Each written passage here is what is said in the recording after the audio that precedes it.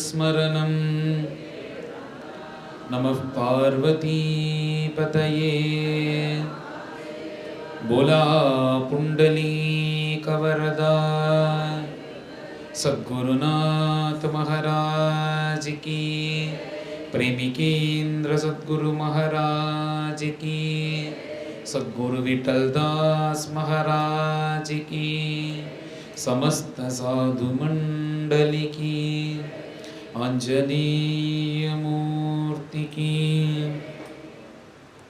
कूजन्तं राम रामेति मधुरं मधुराक्षरम् आरुह्य कविता शाखां वन्दे वाल्मीकिकोकिलं वाल्मीकिर्मुनिसिंहस्य कवितावनचारिणः शृण्वन् रामकथानाथं को न याति परां गतिं यः पिबन् सततं रामचरितामृतसागरम् अतृप्तस्तं मुनिं वन्दे प्राचेतसमकल्मषं गोष्पदीकृतवाराशिं मशकीकृतराक्षसं रामायणमहामाला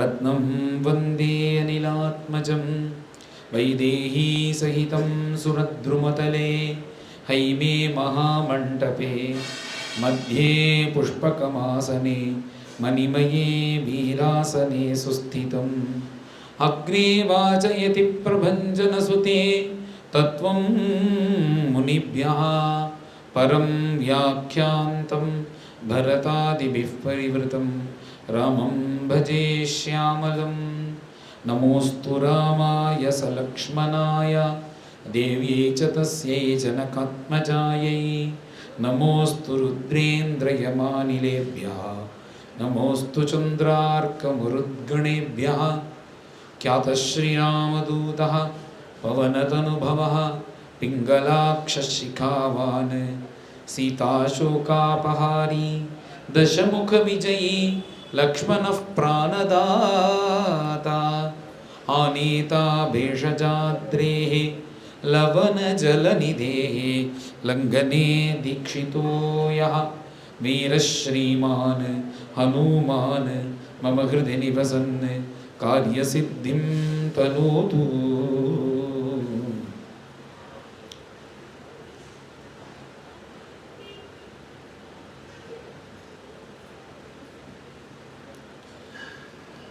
कुवलयदलनीलच्छायकायं प्रसन्नं कञ्जभद्रायताक्षं जितनिशिचरवर्गं जन्मना सिद्धशीलं जनयतु मदभीष्टं जानकी भागधेयम्।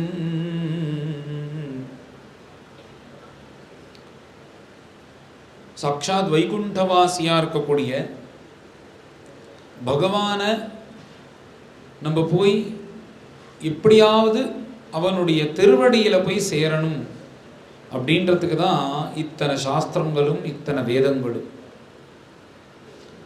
நாம் எங்கேருந்து உண்டானோம் அப்படின்னு நீங்கள் பார்த்தீங்கன்னா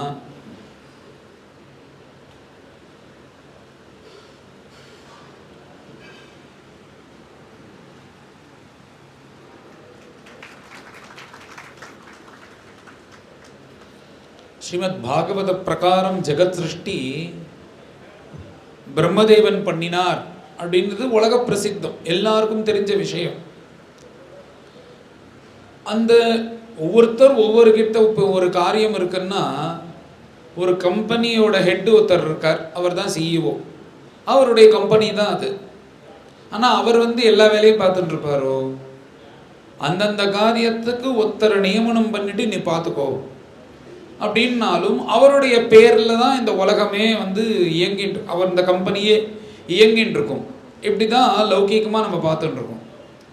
அதே போல் இத்தனை ஜகத்தையும் சிருஷ்டி பண்ணிட்டு பகவான் ஒவ்வொருத்தர்கிட்ட ஒவ்வொரு பொறுப்பை கொடுக்குறாராம். நீ இதை பார்த்துக்கோ. சூரிய பகவான்கிட்ட கொடுத்து உன்னுடைய ஒளினால தான் இந்த பூமியில் இருக்கிறவா அத்தனை பேருக்கும் பையர்கள் எல்லோருக்கும் நல்லது கிடைக்கட்டும் அப்படின்னு அவருக்கு ஒரு வேலையை கொடுத்தார். வாயுவை கூப்பிட்டு வேணுங்கிற அளவுக்கு சரியான சமயத்தில் வேணுங்கிற அளவுக்கு வீசினா போதும், கண்ணா பின்னான்னு வீசக்கூடாது அப்படின்னு அவருக்கு ஒரு வேலையை கொடுத்தார். வருண பகவான்கிட்ட கூப்பிட்டு நீ வந்து மழை பெய்யணும் சரியான சமயத்தில், இப்படி ஒவ்வொருத்தருக்கும் ஒவ்வொரு வேலையை கொடுத்து, எப்படி ஒரு கம்பெனியில் ஒரு சிஇஓ நீ இந்த வேலையை பார்க்கணும் அப்படின்னு கொடுக்குறாரு. ஒன்றும் அது கொடுத்தா ஒண்டி போதுமான்னா, வேதத்தில் இருக்கிற உபனிஷத் சொல்றது அது ஒண்டி இருந்தால் போதுமா, அப்பப்போ பண்ணுறாளான்னு கவனிக்கணும். ஒன்றும் ஒரு கம்பெனியில் இருக்கான்னா அதுக்கு தானே ஒரு ஹெச்ஆர்னு ஒரு டீமே இருக்கு. அவெல்லாம் என்னென்ன பண்ணுறா, இவா தேவையா இவா தேவையில்லையான்றது அவள் தானே முடிவு பண்ணுறா. அந்த மாதிரி பகவான் வந்து எல்லாத்தையும் கவனிக்கிறாராம். வேதத்தில் சொல்லும்போது டான்னு எந்த ராஜா எந்த பட்டணம் போனாலும் கார்த்தால அந்தந்த தேசத்துக்கு ஏற்றது பூரா சூரியோதயம் ஆயிடுறதே. அவர் வேணா எனக்கு சிரமமாக இருக்குன்னு ஒரு நாளைக்கு லீவ் எடுத்துக்கிறாரோ, இன்னைக்கு நான் லீவ் அப்படின்னு சொல்லிட்டு எனக்கு லீவ் எடுத்துக்கிறாரோன்னா, அந்த கரெக்டாக அந்த 12 மணி நேரம் ஆயிடுதுன்னா உதயம் ஆயிடுறது, அதே 12 மணி நேரத்துனா அஸ்தமனம் ஆயிடுறது, சந்திரன் வந்துடுறார், வாயு வீசுறது. இந்த மாதிரி இருக்க பிரகிருதியில் இருக்கிற இந்த பஞ்சபூதங்களுக்கு லீவே கிடையாது. இன்னைக்கு என்ன ஒரு ராத்திரி 12 இன்னைக்கு இப்போ ஒரு 8 மணிக்கு அக்னியை மூட்டினா நான் இன்னைக்கு லீவ் வரமாட்டேன் சுடமாட்டேன்னு சொல்றாரோ அக்னி பகவான். அதனால அவளுக்கெல்லாம் லீவே கிடையாது. இவா ஏன் இந்த மாதிரி அவ காரியத்தை பார்க்கறான்னா, பீஷாஸ்மாத் வாதஃ பவதே பீஷோதேதி சூர்யஹ பீஷாஸ்மாத் அக்னிச்சேந்திரஷ்ச மிருத்யுர்தாவதி பஞ்சம இதி வேதமே சொல்றது. பீஷாஸ்மாத் வாதஃ பவதே, அந்த பரபிரம்மத்தினுடைய சக்தினால பயந்துட்டு சூரிய பகவான் உதயமாறாராம். பீஷோதேதி சூர்யஹ பீஷாஸ்மாத் வாதஃ பவதே. வாதஹான்னா வாயு, அவருடைய எதுனால அவருடைய பயத்தினால அவர் வீசுறார். இப்படி எல்லா காரியங்களும் எப்படி நடக்கிறதுன்னா, பகவான்னு மேலே ஒருத்தர் விரட்டின்னு இருக்காராம், எல்லாரும் பண்ணுங்கோ அப்படின்ற மாதிரி. அப்பேற்பட்ட பகவானால சிருஷ்டிக்கப்பட்டது தான் இந்த பிரபஞ்சமானது அப்படின்னு ஒவ்வொருத்தரும் ஒவ்வொரு விதமாக சித்தாந்தம் பண்ணுறா. ஒவ்வொரு சாஸ்திரத்தில் ஒவ்வொரு விதமாக இருக்கு. ஆனால் நம்மளுடைய அல்டிமேட் கோல் என்ன, நம்ம எதுக்கு வந்திருக்கோம் அப்படின்னா அதுவே தெரியாமல் தான் நம்ம வாழ்ந்துட்டு இருக்கோம். ஒவ்வொருத்தரை கேட்டால் உங்கள் அல்டிமேட் கோல் என்னன்னா, நான் ஒரு கம்பெனியில் சேர்ந்துருக்கேன், எப்படியாவது அதில் நான் பெரிய போஸ்டில் ஆயிடணும் அப்படின்னு ஒருத்தர் சொல்கிறார். இன்னொருத்தர் சொல்கிறார், ஒரு கம்பெனி ஆரம்பிச்சிருக்கேன், எப்படியாவது நல்ல நிலைக்கு கொண்டு வந்துடணும் அப்படின்ற. இன்னொருத்தர் நல்லா படிச்சுட்டு இருக்கேன், நான் பிஹெச் முடிஞ்சு டாக்டரேட் வாங்கணுன்ற. அவாவ லைனில் ஏதோ பண்ணணும்னு நினைக்கிறாளோ. ஆனால் இதில் என்னன்னா உண்மை என்ன அப்படின்னா, நச்ச புனராவர்த்தத்தைன்னு நம்ம பகவான்கிட்டேருந்து வந்ததுனால திரும்ப அவர்கிட்ட போகணும். இதுதான் சாஸ்திரங்கள் முழுக்க சொல்றது, கடைசியில் முடிக்கிறது. ஆனால் என்னன்னா இந்த மாதிரி பகவான்கிட்ட நாம் திரும்ப போகணும்னு என்னன்னா கோடியில் ஒருத்தனுக்கு தான் தோன்றது.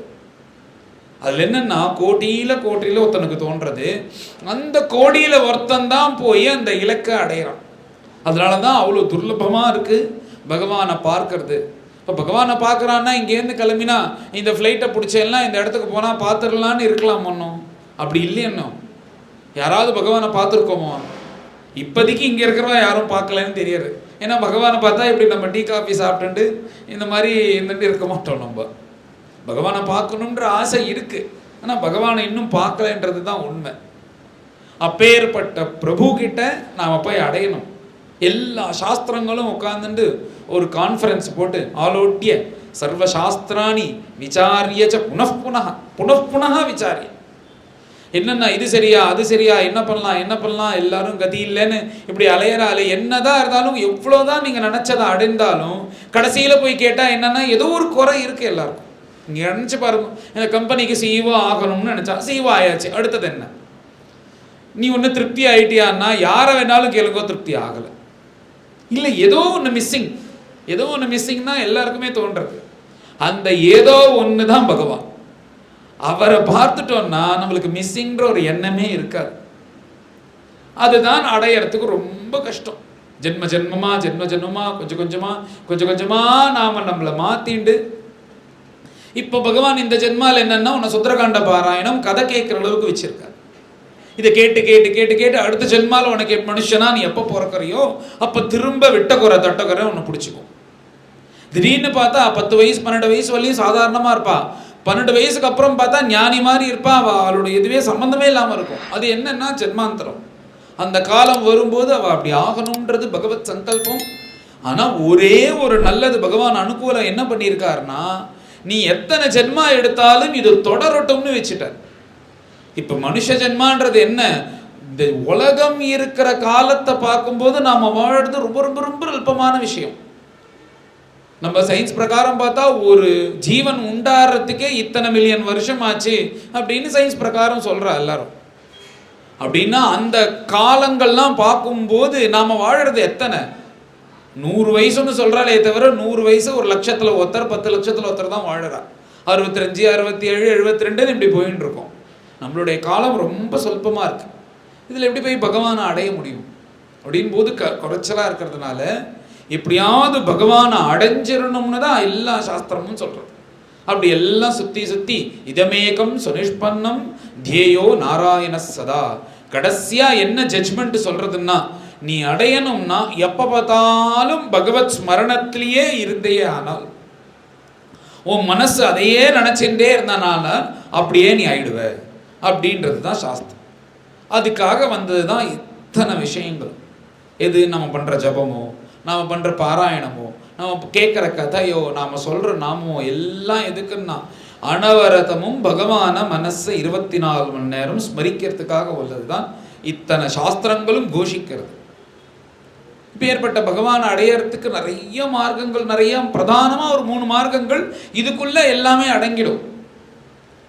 முதல்ல என்னன்னா யோக மார்க்கம்.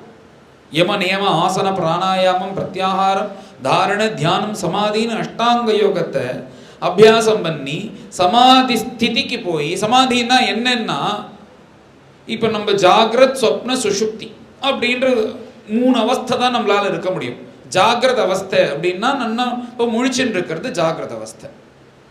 அடுத்தது என்னன்னா சொப்ன அவஸ்தை, தூங்குவோம் ஆனால் மனசு மாத்திரம் முழிச்சுட்டு இருக்கும். மனசு முழிச்சுட்டு இருக்கிறதுனால தான் ஏதாவது ஒரு விசாரம் நடக்கிறது, கனவு வருது. அதுக்கு என்ன காரணம்னா மனசு முழிச்சுட்டு நல்லா வேலை செஞ்சுட்டு ஒரு 2 நாள் தூங்காம அன்னைக்கு போய் தூங்கணும்னா ஒரு கட்டையை போட்டா மாதிரி தூங்குறார் ஒருத்தர். அது என்னன்னா சுஷுப்தி.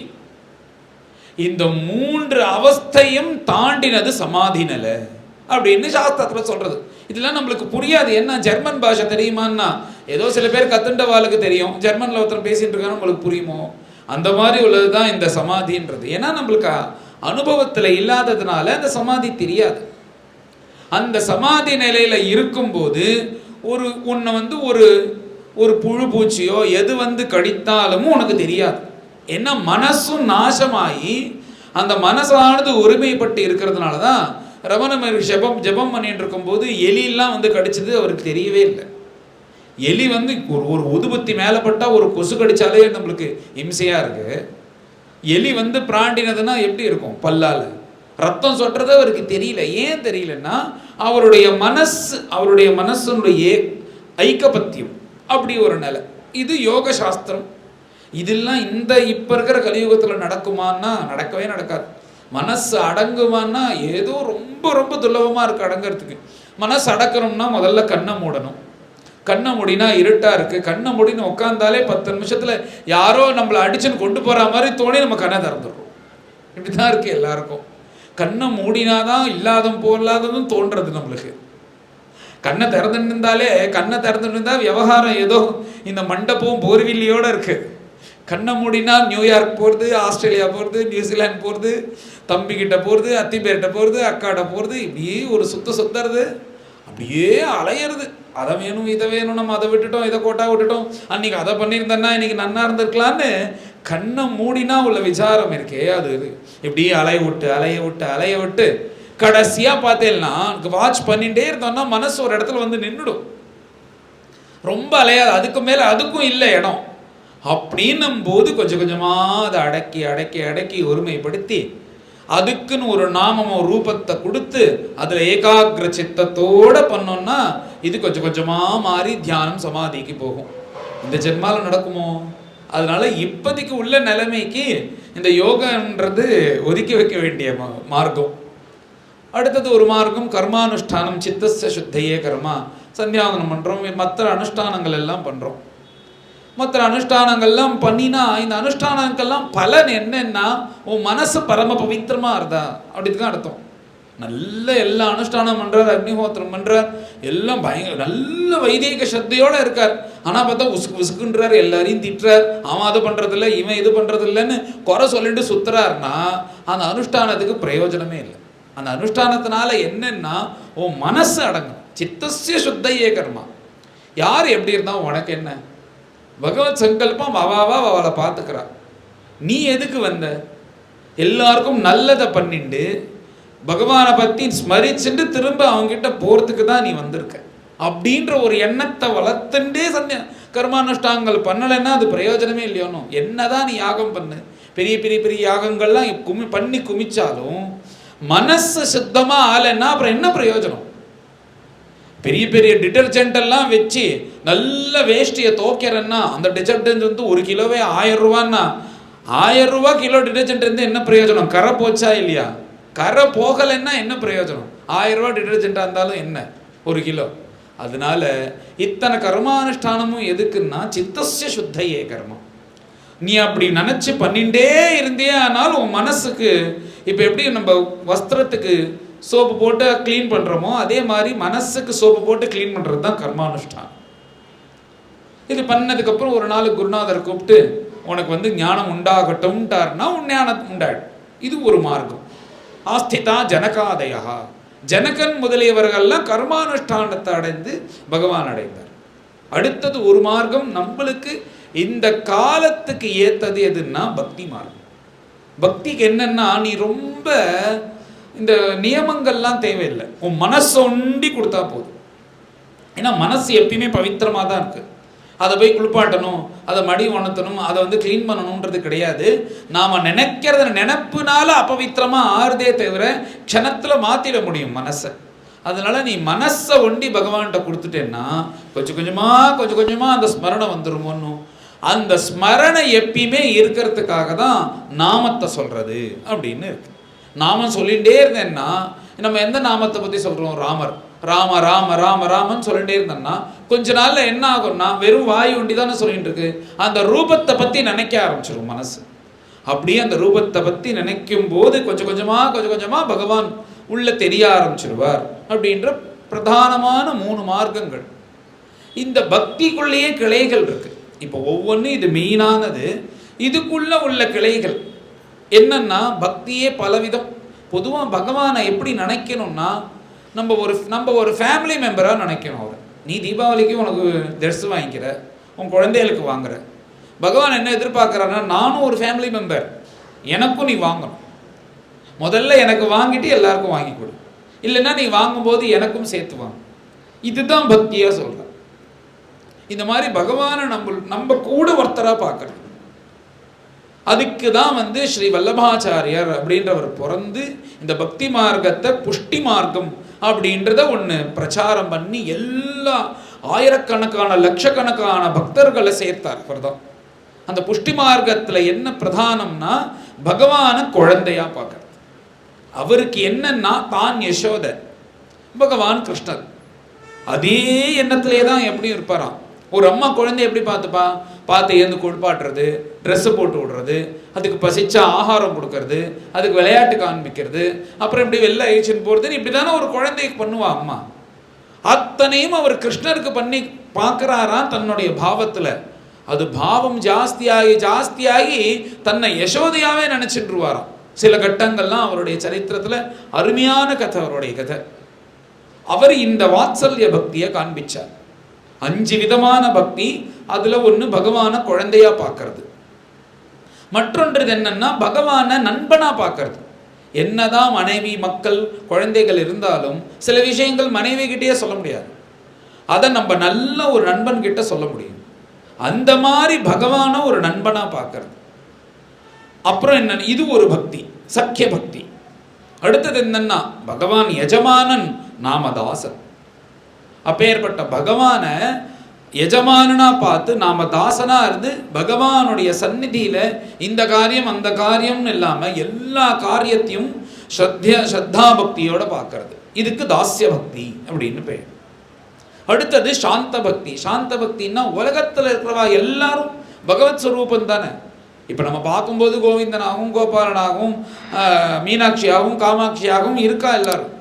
ஆனால் அந்தர்யாமியாக பகவான் தானே இருக்கான். இது ஒரு மாயன்ற ஆவரணம், திரை இருக்கிறதுனால தான் இத்தனையும் தெரியறது.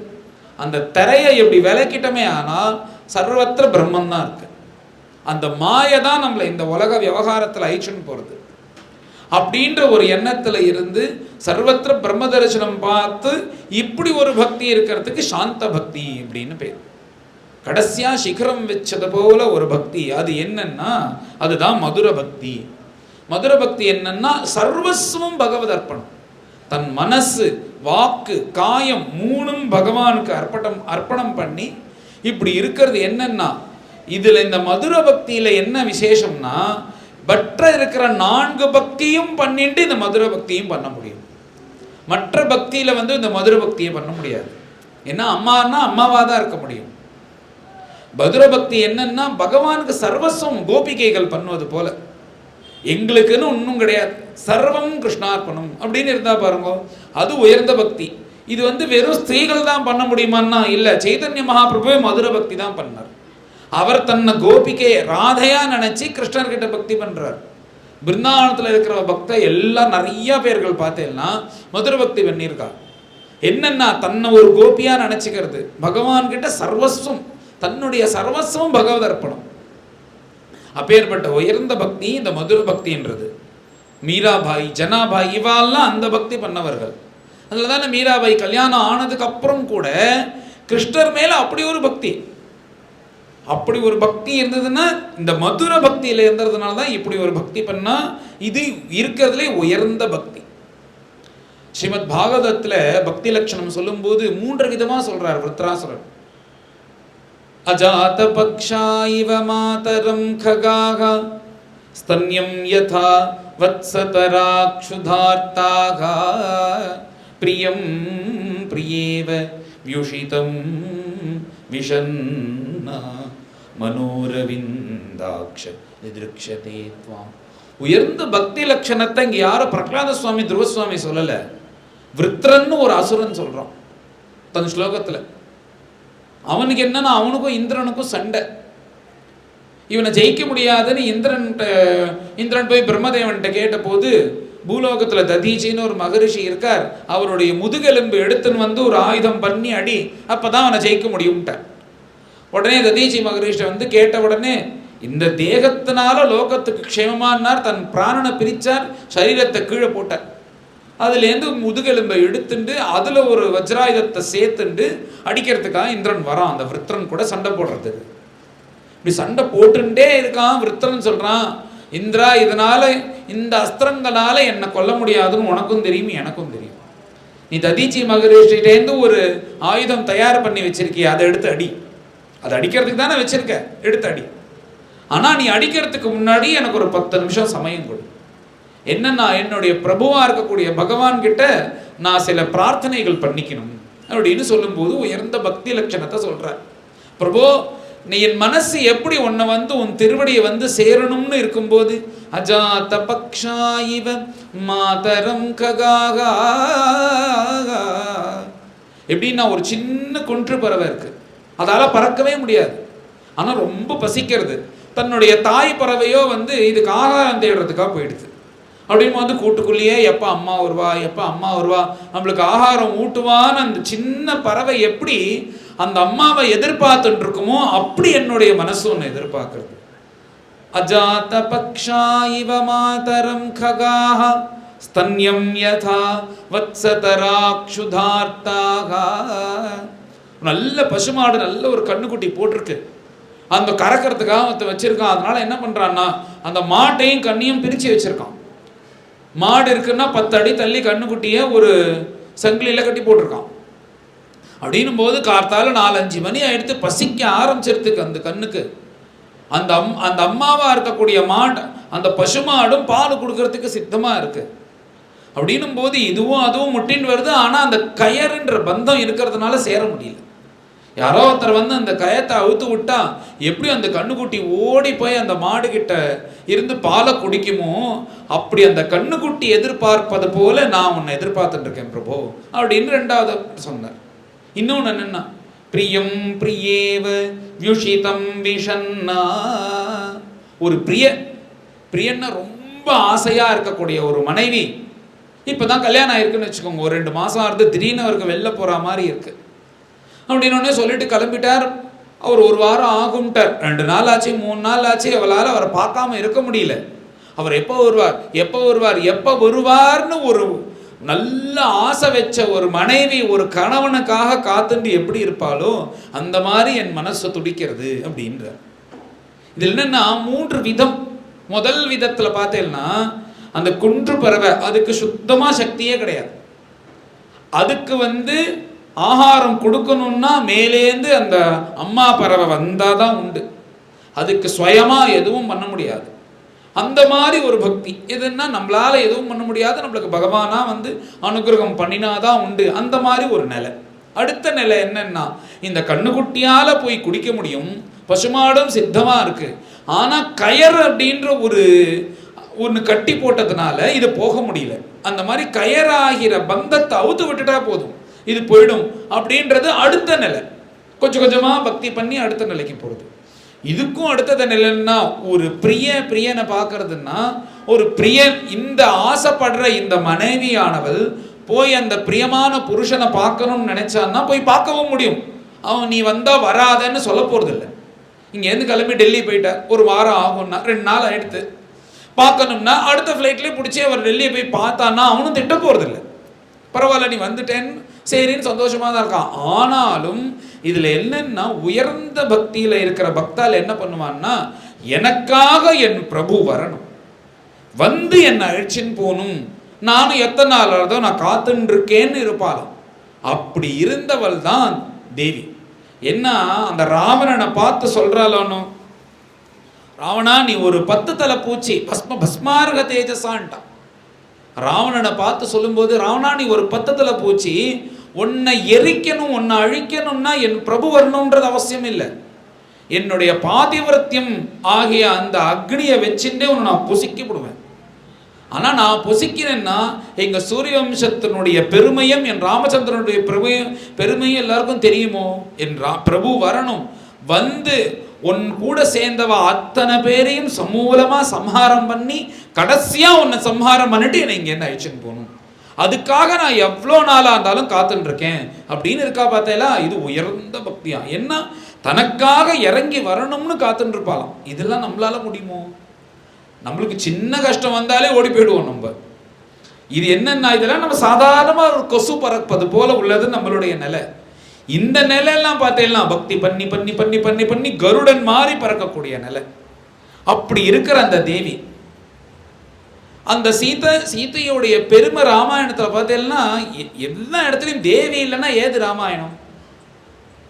இப்பேற்பட்ட தேவி எப்படி பிறக்கிறாள் அப்படின்னு பார்க்கும்போது, அத்தியாத்ம ராமாயணம்னு ஒரு ராமாயணம், இது வால்மீகி ராமாயணத்தில் உள்ள கதை கிடையாது, அதில் உள்ள கதை. பத்மாக்ஷன் அப்படின்னு ஒரு ராஜா, அவர் பரம மகாலட்சுமியோடைய பக்தர். அவர் என்னன்னா மகாலட்சுமியை குறித்து ஸ்தோத்திரம் பண்றார், தபஸ் பண்றார். தபஸ் பண்ணா மகாலட்சுமி பிரத்யக்ஷம் ஆயிட்டா. பிரத்யக்ஷமான உடனே மகாலட்சுமிகிட்ட பிரார்த்தனை பண்ணி, நீங்க எனக்கு புத்திரியா பிறக்கணும் அப்படின்னு கேட்டார். மகாலட்சுமி சொல்றா, நீ எனக்கு தபஸ் பண்ணினே, நான் உனக்கு காட்சி கொடுத்துட்டேன், நானும் பரம பதிவிரத்தை, எதுவா இருந்தாலும் எங்க ஆத்துக்கார்ட்ட கேட்டு சொல்லு அப்படின்ட்டா. இவர் திருப்ப புனச்ச நாராயணன் குடிச்சு தபஸ் பண்றாரா அந்த பத்மாக்ஷன். உடனே நாராயணன் பிரத்யக்ஷமான உடனே என்ன வேணும்னு கேட்ட உடனே, எனக்கு சாட்சாத் மகாலட்சுமியே புத்திரியா வேகணும், அப்படியே ஆகட்டும் அப்படின்ட்டா. புத்திரியா பிறந்ததுக்கு அப்புறம் ரொம்ப சந்தோஷம். இப்படி தான் ஆராதனை பண்ணக்கூடிய அந்த தேவியானவள் தனக்கு புத்திரியா இருந்தானா எவ்வளவு சந்தோஷமா இருக்கும். நித்தியப்படி அந்த குழந்தைக்கு எல்லாம் பண்ணி எல்லாம் பார்த்துண்டு தேவியை இப்படி வளர்த்துன்னு வரார். இப்படி வளர்த்துட்டே கொஞ்ச நாள் ஆகி அவருக்கும் அந்த மகாலட்சுமி பரமானந்தத்தை கொடுக்குறார். எப்படி யசோதம்மா கிருஷ்ணர் யசோதம்மாவுக்கு கொடுத்தது போல இந்த பத்மாக்ஷனுக்கு மகாலட்சுமி அந்த வாத்சல்ய எல்லாமே கொடுக்குறான், அந்த பரமானந்தத்தை. இப்போயோ மகாலட்சுமிக்கு கல்யாணம் பண்ணக்கூடிய வயசு வந்துடுது. அந்த காலத்தில் இந்த ராஜாக்களுடைய புத்திரிகள்லாம் ஸ்வயம்வரம் அப்படின்றத ஏற்பாடு பண்ணுவாளோன்னு நிறைய பேர் வருவா, இவாலாம் தேர்ந்தெடுத்துக்கலாம் இவாளுக்கு பிடித்தவர்களை. அப்படி இருந்ததுனால அப்படி ஒன்று ஏற்பாடு பண்ணினா எல்லாரும் வந்துட்டா. இங்கே மகாலட்சுமியை பற்றி தெரிஞ்சுன்னு வந்துட்டா. எல்லாரும் வந்து பார்த்தா இப்படி தேவி நடந்து வராலாம். எல்லாருக்கும் மகாலட்சுமியை கல்யாணம் பண்ணிக்கணும்ன்ற ஆசை வந்துடுது. உடனே இது ஸ்வயம்பரத்தில் யாராவது ஒருத்தர் என்ன வேண்டான்ட்டானா என்ன பண்ணுறது அப்படின்னு என்ன பண்ணான்னா, 2 பேரும் ராஜாக்களும் அவரவர்கள் சண்டை போட்டுக்க ஆரம்பிச்சிட்டா. அவன் அடிக்கிறது, அவன் அடிக்கிறதுன்னு அது ஒரு பெரிய ரகலையாக எடுத்து. இந்த பத்மாக்ஷன் வந்தார், பார்த்தார், நடுப்புற நிறுத்துங்கோன்னார். நீ யாரா நடுப்புல வருதுன்னு அவனையும் போட்டு அடித்து அவனையும் சம்ஹாரம் பண்ணிட்டான். இப்படி ஒவ்வொருத்தரும் சண்டை போட்டு பார்த்தா எல்லாரும் அடிச்சுட்டு ஒருத்தர் கூட மிச்சம் இல்லாமல் காலமாயிட்டான். ஏடா இது ஒரு ஸ்வயம்பரம் அல்லோல கல்லோலமாக ஆயிடுதே அப்படின்னு இப்படி மகாலட்சுமி பார்த்துட்டே இருக்கா. இது இந்த இமயமலை பிராந்தத்தில் நடக்கிறது. அப்போதான் ராவணன் அப்படியே புஷ்பக விமானத்தில் சஞ்சாரம் பண்ணிகிட்டே இருக்கான். கீழே யாரோ ஒரு அழகான பெண்மணி இருக்கா. அவனுக்கு ஸ்திரீகளை பார்த்தாலே தூக்கின்னு போகணுன்ற ஆசை. யாரோ ஒரு பெண்மணி இருக்கா, இவள் லங்கைக்கு அழிச்சுன்னு போயிடணும்னு அப்படின்னு மேலேருந்து இறங்கான். தனியாக வேற இருக்கா. இறங்கானோடனே இந்த மகாலட்சுமி என்ன பண்ணா, இந்த பாபிகிட்ட மாட்டிக்க கூடாது அப்படின்னு அங்கே பக்கத்திலே ஒரு ஹோமகுண்டம் அக்னி நல்லா புசு புசு புசுன்னு எரிச்சிட்டு இருந்தது. ஒரு ஆள் இறங்கினா கூட மறைஞ்சு போயிடுவோம், அந்த மாதிரி ஒரு அக்னி. உடனே என்ன பண்ணா, டப்புக்குன்னு அதில் இறங்கிட்டான் மகாலட்சுமி. இறங்கினோடனே இவன் மேலேருந்து ஆகாகா விட்டுட்டமேன்னு சீக்கிரம் அதை அக்னியை அணைச்சிருவோம்னு அவனுடைய அவனுடைய சக்தியினால ஜலத்தை வர வச்சு அந்த ஹோமகுண்டத்தில் இருக்க அக்னியை அணைச்சிட்டான். அணைச்சிட்டு பார்த்தா என்ன ஆச்சரியம்னா, அந்த பெண்ணை காணோம், 5 ரத்னமாக இருக்கு. சரி எதுக்கும் இருக்கட்டும், நான் எப்போ போயிட்டு வந்தாலும் இப்போ எல்லாரும் ஆற்றுக்கு போயிட்டு வந்தால் மனைவி கேட்குறாலும், அந்த ஊருக்கு போனியா எனக்கு எதாவது வாங்கிட்டு வந்தியா, இந்த ஊருக்கு போனியா எனக்கு எதாவது வாங்கிட்டு வந்தியான்னு கேட்பாலும் எல்லா மனைவியும் தன் நாத்துக்காரர்கிட்ட.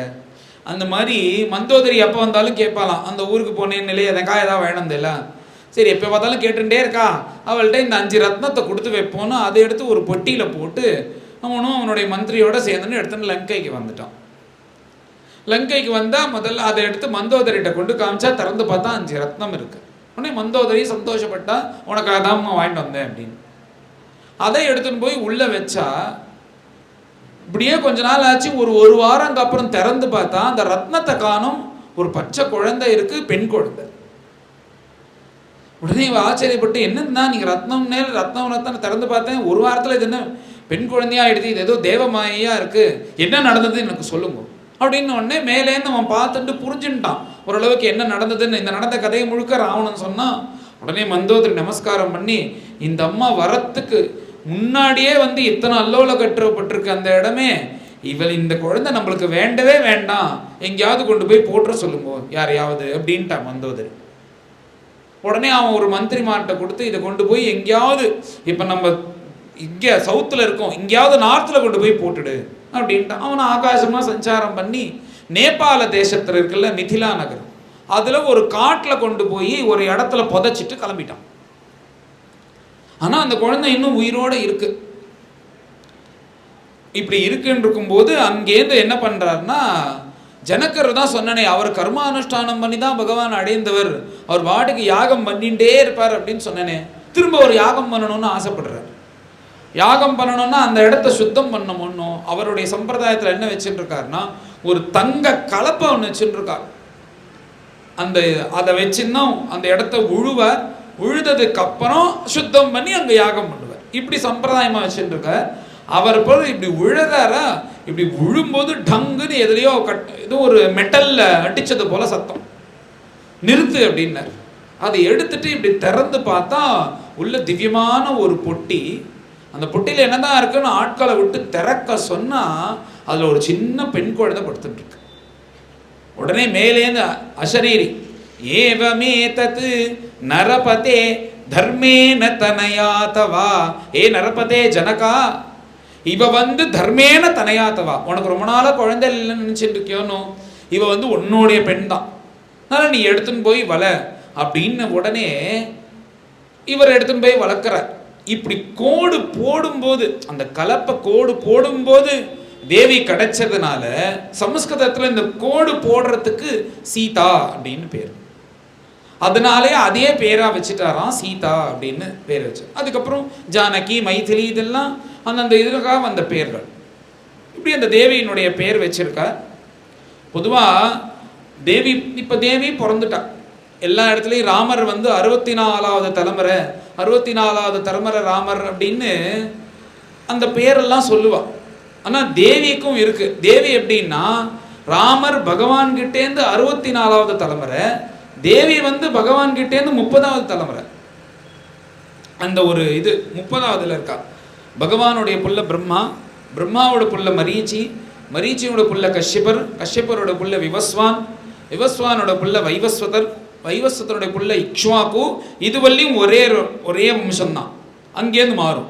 இக்ஷ்வாக்குனோட புள்ள நிமி, நிமியோடைய புள்ள ஜனகர், ஜனகருடைய புள்ள உதாவசு, உதாவசுனுடைய புள்ள நந்திவர்தனர், நந்திவர்தனோட புள்ள சுகேது, சுகேதுனோட புள்ள தேவராதன், தேவராதனுடைய புள்ள பிருகத்ரதன், பிருகத்ரதனுடைய புள்ள மகாவீரியன், மகாவீரியனோட புள்ள சுதிருதி, சுதிருத்தினுடைய புள்ள திருஷ்டகேது, திருஷ்டகேதுனோட புள்ள ஹரியஸ்வன், ஹரியஸ்வனுடைய புள்ள மரு, மருனுடைய புள்ள பிரதீபகன், பிரதீபகனுடைய புள்ள கிருதிரதன், கிருதிரதனோட புள்ள தேவமீடன், தேவமீடனோட புள்ள விஸ்ருதன், விஸ்ருதனோட புள்ள மகாதிருதி, மகாதிருத்தனுடைய புள்ள கிருதிராதா, கிருதிராதனோட புள்ள மகாரோமர், மகாரோமரோட புள்ள ஸ்வர்ணரோமர், ஸ்வர்ணரோமரோட புள்ள ஹ்ரஸ்வரோமர், ஹ்ரஸ்வரோமரோட புள்ள ஜனகர், ஜனகருடைய பொண்ணு சீதா அப்படின்னு பகவான்கிட்டேருந்து 30வது தலைமுறை தேவி.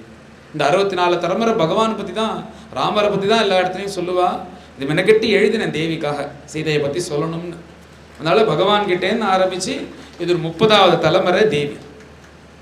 இப்படி தேவி பிறந்தவனே தர்மேன தனையாத்தவான்னு சொல்லிட்டாலும் ஒன்றும் உடனே தேவியை வளர்த்துட்டு வரா. இப்படி தேவிக்கு ஒரு 5-6 வயசு ஆகுது. 5-6 வயசானா சாதாரண பெண்மணி மாதிரி வளர்ந்துட்டு வரா. ஆனால் தேவியினுடைய பிரபாவம் இனிமேதான் தெரிய போகிறது, எப்பேற்பட்ட சக்திசாலினின்னு. இப்படி தேவி இருந்துகிட்டே இருக்கா. ஒரு நாளைக்கு எல்லாரும் குழந்தைகளோட சேர்ந்துட்டு அந்த தன்னுடைய சக்கிகளோட சேர்ந்துட்டு இந்த பூனாலேயே ஒரு பந்து மாதிரி பண்ணி ஒவ்வொருத்தர் போட்டு விளையாடின்னு இருக்கான். இப்படி விளையாடினே இருக்கும்போது அந்த பூப்பந்தானது எங்க சிவதனுஷை வச்சு இந்த ஜனகர் பூஜை பண்ணிட்டு இருக்காரோ அந்த அந்த தனுஷனுடைய அந்த பீடத்துக்கு அடியில் போயிடுது.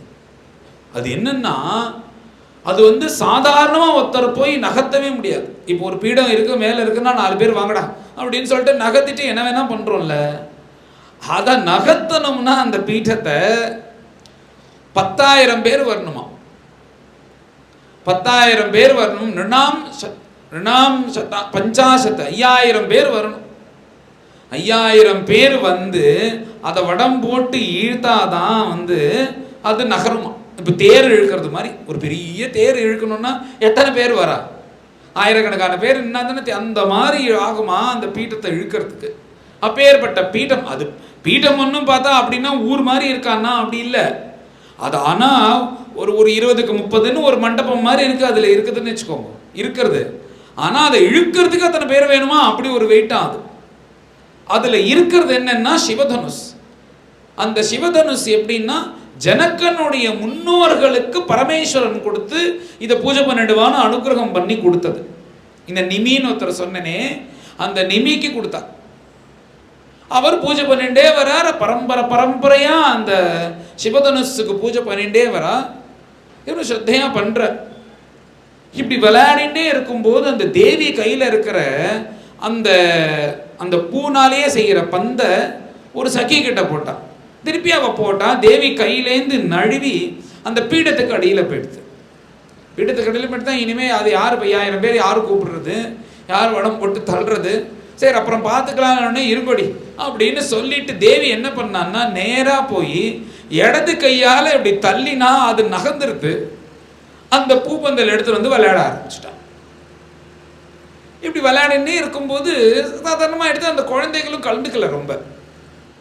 உடனே ஜனகர் தினமும் பூஜை பண்ணுவாரோன்னு அவர் பார்த்தா அந்த இடமானது நகர்ந்துருக்கு.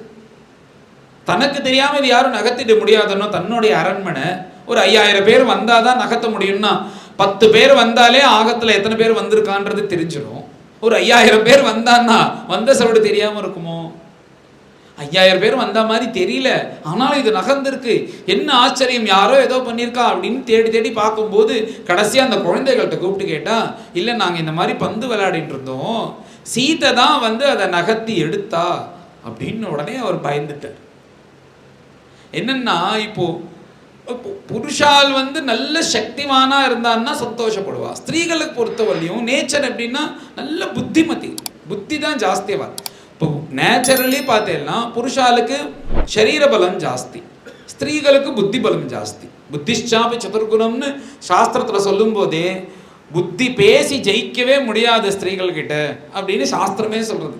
ஏன்னா நீ ஒன்று கொடுக்க கொடுக்க கவுண்டர் அட்டாக் அங்கேருந்து வந்துட்டே இருக்கும், ஜெயிக்கவே முடியாது அவள்கிட்ட. ஏன்னா இயற்கையாகவே புத்தி அவளுக்கு தீக்ஷமாக வேலை செய்யும். எப்படி புருஷாலுக்கு சரீர பலம் ஜாஸ்தியோ ஸ்திரீகளுக்கு புத்தி பலம் ஜாஸ்தி. இப்படி தானே உலகத்தில் இருக்கு. சரி, இந்த அம்மாவுக்கு அடுத்தது கல்யாணம் பண்ணணும். கல்யாணம் பண்ணணும்னா இந்த அளவுக்கு சக்திமானா ஒருத்தன் இருந்தான்னா தான் இவளை தாங்க முடியும். அழகாக கல்யாணம் பண்ணிட்டு முதல்ல அப்படியே சந்தோஷமா இருக்கும்போது இப்படி ஜாலியாக பேசின்னு இருக்கும்போது அப்படின்னு அழகாக ஆசையாக கன்னத்தில் ஒரு தட்டை தட்டினான்னா அவன் மயங்கி கீழே விழுந்துட்டான்னா அப்புறம் எப்படி இருக்கும்? விரசமாக ஆயிடும். ஒன்றும் என்ன, நாம் கல்யாணம் பண்ணி கொடுத்தா அவ்வளோதான், அவன் மயங்கி விழுந்துட்டான், ஒரு மாசமாக எழுந்துக்கல, என்ன பண்ணினான்னா சும்மா உங்கள் பொண்ணு ஒரு தட்டை தட்டினா கீழே விழுந்துட்டான் அப்படின்னா லௌகீகமாக நன்னா இருக்காது. அப்படின்னும் போது அவருக்கு இந்த கவலை எல்லாம் வந்துருதான். அப்படின்னும் போது இப்போ தேவி எப்படி இவ்வளோ சக்திமதியாக இருக்காளோ, 5000 பேர் தள்ளக்கூடிய அந்த சிவதனுஷை இடது கையால் சர்வசாதாரணமாக தள்ளிட்டாலோ, அப்போ இந்த சிவதனுஷை எடுத்து சர்வசாதாரணமாக கையில் வச்சுன்னு ஆரோப்பணம் எவ்வாறு பண்ணுறாலோ அவனுக்கு கல்யாணம் பண்ணி கொடுத்தோன்னா 2 பேரும் சரிசமமாக இருக்கும். அப்படிதான் யோசிச்சேன். உடனே தேவி என்னன்னா இப்போ கல்யாணம் ஆகாதுன்னு என்ன கவலைன்னா, இந்த அளவுக்கு சக்திமானா ஒருத்தனை பார்க்கணுமே, அதுதான் அவருக்கு கவலையாக இருந்திருக்கு. அப்படின்னும் போது என்ன பண்ணினார், சரி அப்போ வந்து இந்த சிவதனுஷையை பந்தியமாக வச்சிருவோம் அப்படின்னு சிவதனுஷை பந்தியமாக வச்சேன். என்ன பண்ணணும்னா அந்த சிவதனுஷை எடுத்து, தனுஷுனா எப்படி இருக்கும்னா அது ஸ்லைட்டாக தான் வளைஞ்சிருக்கும், அதை ரொம்ப நன்னா வளைச்சி அதில் அங்கே கயர் தொங்கின்னு இருக்கிற கயரை எடுத்து 4-5 தடவை சுற்றி அப்படி ஒரு வளைஞ்சி இருந்து அதில் அம்பை வச்சு விட்டா தானே ஸ்பீடாக போகும். அப்படி தானே இருக்கும். அந்த அந்த ரொம்ப சின்னதாக வளைஞ்சிருக்கிற அந்த சிவதனுஷை எடுத்து நன்னா வளைச்சி அந்த 4 கயிறை போட்டு யார் டங்காரம் பண்ணுறாலோ அவர்களுக்கு என் பெண்ணை கல்யாணம் பண்ணி கொடுக்குறேன் அப்படின்னு ஸ்வயம்வரம்னு அறிவிச்சிட்டார். இப்படி அறிவிச்ச உடனே தேவியை கல்யாணம் பண்ணிக்கணும். அதே போல தான் மகாலட்சுமி கல்யாணம் பண்ணிக்கணும், ஸ்வயம்வரத்துக்கு வந்தா பாருங்க. அந்த மாதிரி தான் எல்லாருக்கும் தெரிஞ்சிருது இந்த நியூஸ். அத்வீபாத் பரிதோப்யமீன்று பதயா சர்வே சமப்யாகதாக கன்யேயம் கலதூத கோமல ருச்சிஹி கீர்த்திஷ்ச சோபாஸ்பதம் நாக்ருஷ்டம் ந சடாத்கிருதம் ந நமிதம் ஸ்தானாச்சனத்யாஜிதம் கேனாபீக மனோதனுः கிமதுனா நிர்வீரம் உர்வீதளம். அத்வீபாத் சரிதோப்யமீன்று பதயः. இது தெரிஞ்சு அந்தந்த தீபம், எந்தெந்த 7 தீபம் தானே 7 கான்டினென்ட்ஸ், அங்க இருக்கிற அத்தனை தீபத்தில் இருக்கிற எல்லா ராஜாக்களும் வந்துட்டான் சீதையை கல்யாணம் பண்ணிக்கணும். சரிதோப்யமீன்று பதயः சர்வே சமப்யாகதாக. கியூல நிற்கிறாளாம், எப்படியாவது அதை இது பண்ணிடணும், எதையாவது பண்ணிடணும். நாக்ருஷ்டம் ந சடாத்கிருதம் ந நமிதம் ஸ்தானாச்சனத்யாஜிதம். எப்படியாவது ஏதாவது பண்ணிடலாம், ஏதாவது பண்ணிடலான்னு ஒவ்வொருத்தரும் வரவே தவிர அவன் என்ன பண்றான்னா அதை தூக்க கூட முடியும், தூக்கிறத விட நகர்த்த கூட முடியலையா ஒருத்தனாலையும். நகர்த்த கூட முடியாம அது மேல விழுந்து மயங்கி விழுந்து அவன் தெரிச்சு ஓடின்னு இருக்கான் ஊருக்கு. இவர் என்ன பண்ணினார், ஏதோ வந்தா யாராவது அழகா எடுத்து நான் பூட்டி டங்காரம் பண்ணிடுவா, நம்ம பொண்ணை கொடுத்துடலான்னு நினைச்சார். ஒரு 100 பேர் அட்டென்ட் பண்ணா ஒருத்தராலையும் நகர்த்த முடியலன்னு அந்த பந்தியத்தை கம்மி பண்ணாராம். நீங்க வந்து எடுத்து நான்லாம் பூட்ட வேண்டாம், அதை எடுத்து நிறுத்துங்க, ஓரளவுக்கு போதும், என் பொண்ணை கொடுத்துடும். சரி, அதுக்காக வந்து முயற்சி பண்ணா ஒருத்தனாலும் எடுத்து நிறுத்த கூட முடியலையா. உடனே இன்னும் கொஞ்சம் தளர்த்தி விடுறாராம். நீங்க எடுத்து நிறுத்த கூட வேண்டாம், அதை கொஞ்சம் கையில தூக்கி அப்படி வச்சிருங்க பீடத்துல, போதும் என் பொண்ணை கொடுத்துடுறேன். உடனே அதையும் முயற்சி பண்ணி பார்க்கறான், யாராலையும் முடியல. திரும்ப கடைசியா ஒன்று சொல்றாராம், நீங்க தூக்க கூட வேணாம், அப்படியே கொஞ்சம் நகர்த்தி வைங்கோ அந்த பீடத்தை, போதும் நான் என் பொண்ணை கொடுத்துறேன்னா இதுக்கு மேல கம்மி பண்ணவே முடியாது, இதுதான் இருக்கிறதுலே கடைசி அப்படின்னு சொன்ன உடனே அதுவும் முடியலையா யாராலையும். எத்தனையோ பேர் வந்து முயற்சி பண்ணி பார்த்துட்டா அதை நகர்த்துறதாவது, அதை நகர்த்துறதுக்குள்ள அவளுக்கு மூச்சு திணறி மயங்கி விழுந்துடுறா எல்லாரும். இப்படிதான் இருக்கு எல்லாருடைய நிலைமையும். நிர்வீரம் உர்வீதலம், வீரன் இல்லாத பூமியா போயிடுதே அப்படின்னு இப்படி வருத்தப்பட்டுண்டே இருக்கும்போது பார்த்தா அப்பதான் இமோ குமாரோ பத்ரம் தே, இப்படி வருத்தப்பட்டுட்டே இருக்கும்போது பார்த்தா விஸ்வாமித்திரோட ராமச்சந்திரால வரா. அப்படி நடந்து வராளா, அவளை பார்த்த உடனே இமோ குமாரோ பத்ரம் தே தேவதுல்ய பராக்கிரமோ கஜசிம்மகதி வீரோ சார்தூல விஷபோபமோ. அவ நடந்து வரதை பார்த்து ஜனகனுக்கு எப்பயுமே இந்த மாதிரி மகான்களை பார்த்தா அவள் தான் வாங்க வாங்க வாங்கவானோ இருக்க பார்த்து யாச்சமனை எல்லாம் கொடுத்து உட்காந்து வச்சு இப்படிதானே பண்றான். பெரியவா வந்தான்னா, இப்போ விஸ்வாமித்திரர் எப்பேற்பட்ட மகரிஷி, அவர் பிரம்மரிஷியோன்னு, அவர் வரான்னும் போது எப்பயுமே அவருக்கு தான் பூர்ண கும்பம். இப்போ பூர்ண கும்பம் இப்படியே காமிச்சுட்டு அவருக்கு இமோ குமாரோ பத்ரம் தே. யார் இந்த குமாரர்கள்? இவர்கள் மங்களம் காட்டும். பார்த்தா எப்படி இருக்கா இந்த குமாரர்கள், ராஜகுமாரர்கள் போற இருக்கே, இவளை பார்த்தா எப்படி இருக்கா, என்ன ஒரு தேஜஸ், என்ன ஒரு காம்பீரியம், என்ன ஒரு அழகு அப்படின்னு ராமச்சந்திரால ராமலக்ஷ்மணால வர்ணிக்க ஆரம்பிச்சிட்டாராம் ஜனகர். என்ன ஒரு பொண்ணு கல்யாணம் பண்றதுக்காக வச்சுட்டு அதுக்கு தகுந்த மாதிரி ஒரு பையன் வந்தானா அந்த அப்பா சும்மா இருப்பாரோ, அவரை பத்தி எல்லாத்தையும் குடைஞ்சு கேட்டு இந்த மாதிரி ஒரு மாப்பிள்ளை கிடைச்சான்னு அப்புறம் விட்டுட்டோன்னா கிடைக்க மாட்டாலும், அதனால எல்லாத்தையும் கேட்டு பண்ணுவாரோன்னு அதே நிலவில தான் இருக்காரு ஜனகர். கண்டிப்பா இவர் வந்து சிவதனுஷ எடுத்து டங்காரம் பண்ணிடுவான்ற கான்பிடன்ஸ் அவருக்கு இருக்கான் ஜனகருக்கு. அதனால விசாரிக்கிறாரா அந்த ராமரை பத்தி.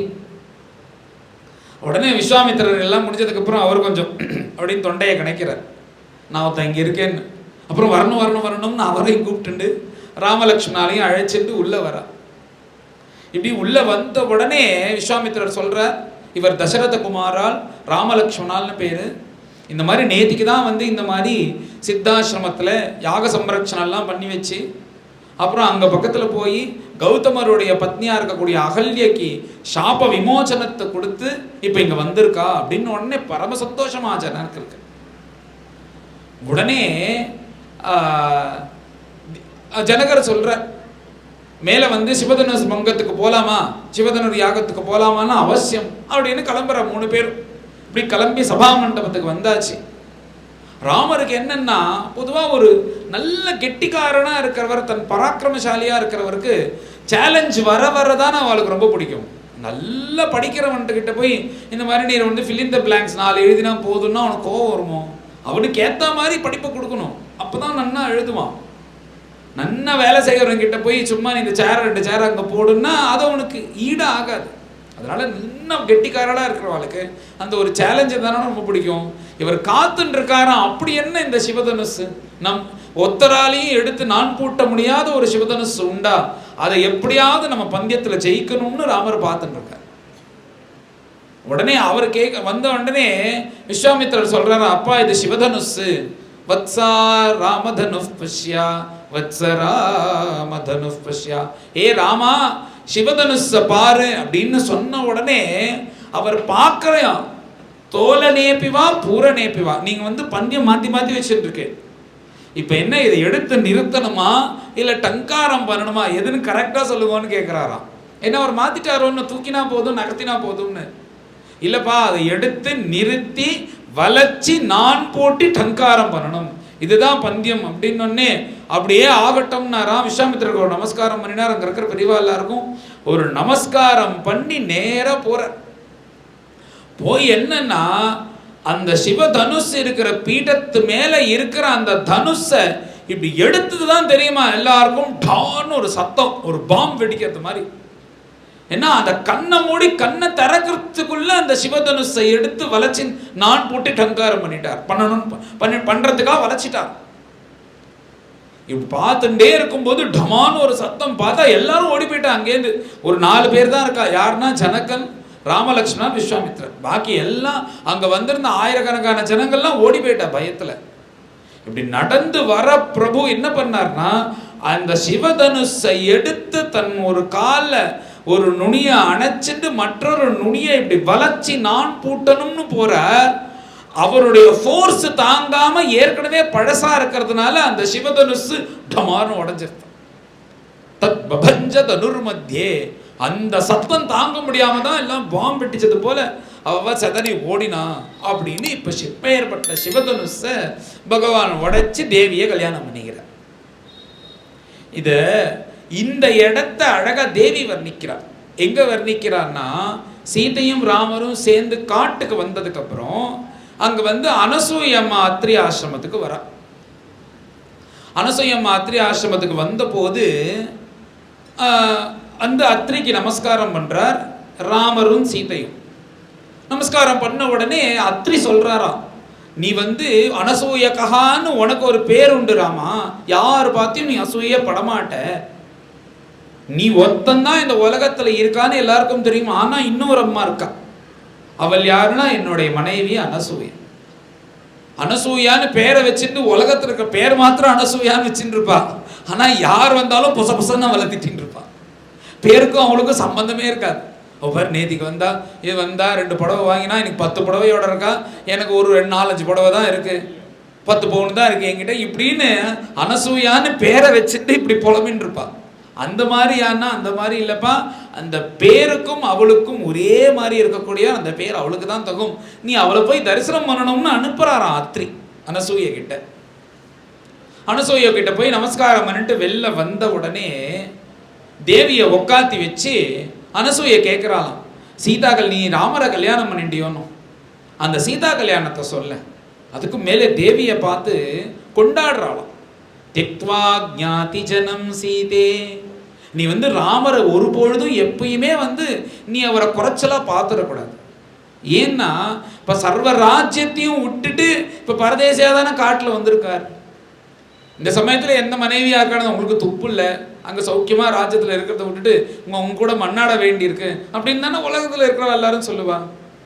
அந்த மாதிரி ஒரு வார்த்தை கூட சொல்லிடாதம்மா, என்ன உன் பிரபு தர்மாத்மா, நீ அதை சொல்ல மாட்டேன்னு எனக்கு தெரியும், அப்பேற்பட்ட சாத்வி நீ எல்லோரையும் விட்டு எல்லா சௌக்கியத்தையும் விட்டு இப்படி வந்து ராமர் கூட வந்திருக்கே அப்படின்னு சொல்லிட்டு தேவியை பத்தி பெருமையா பேசும்போது தேவி சொல்றாளாம், இப்படி ஒரு ஆத்துக்காரர் இருந்தா எந்த மனைவி வரமாட்டா.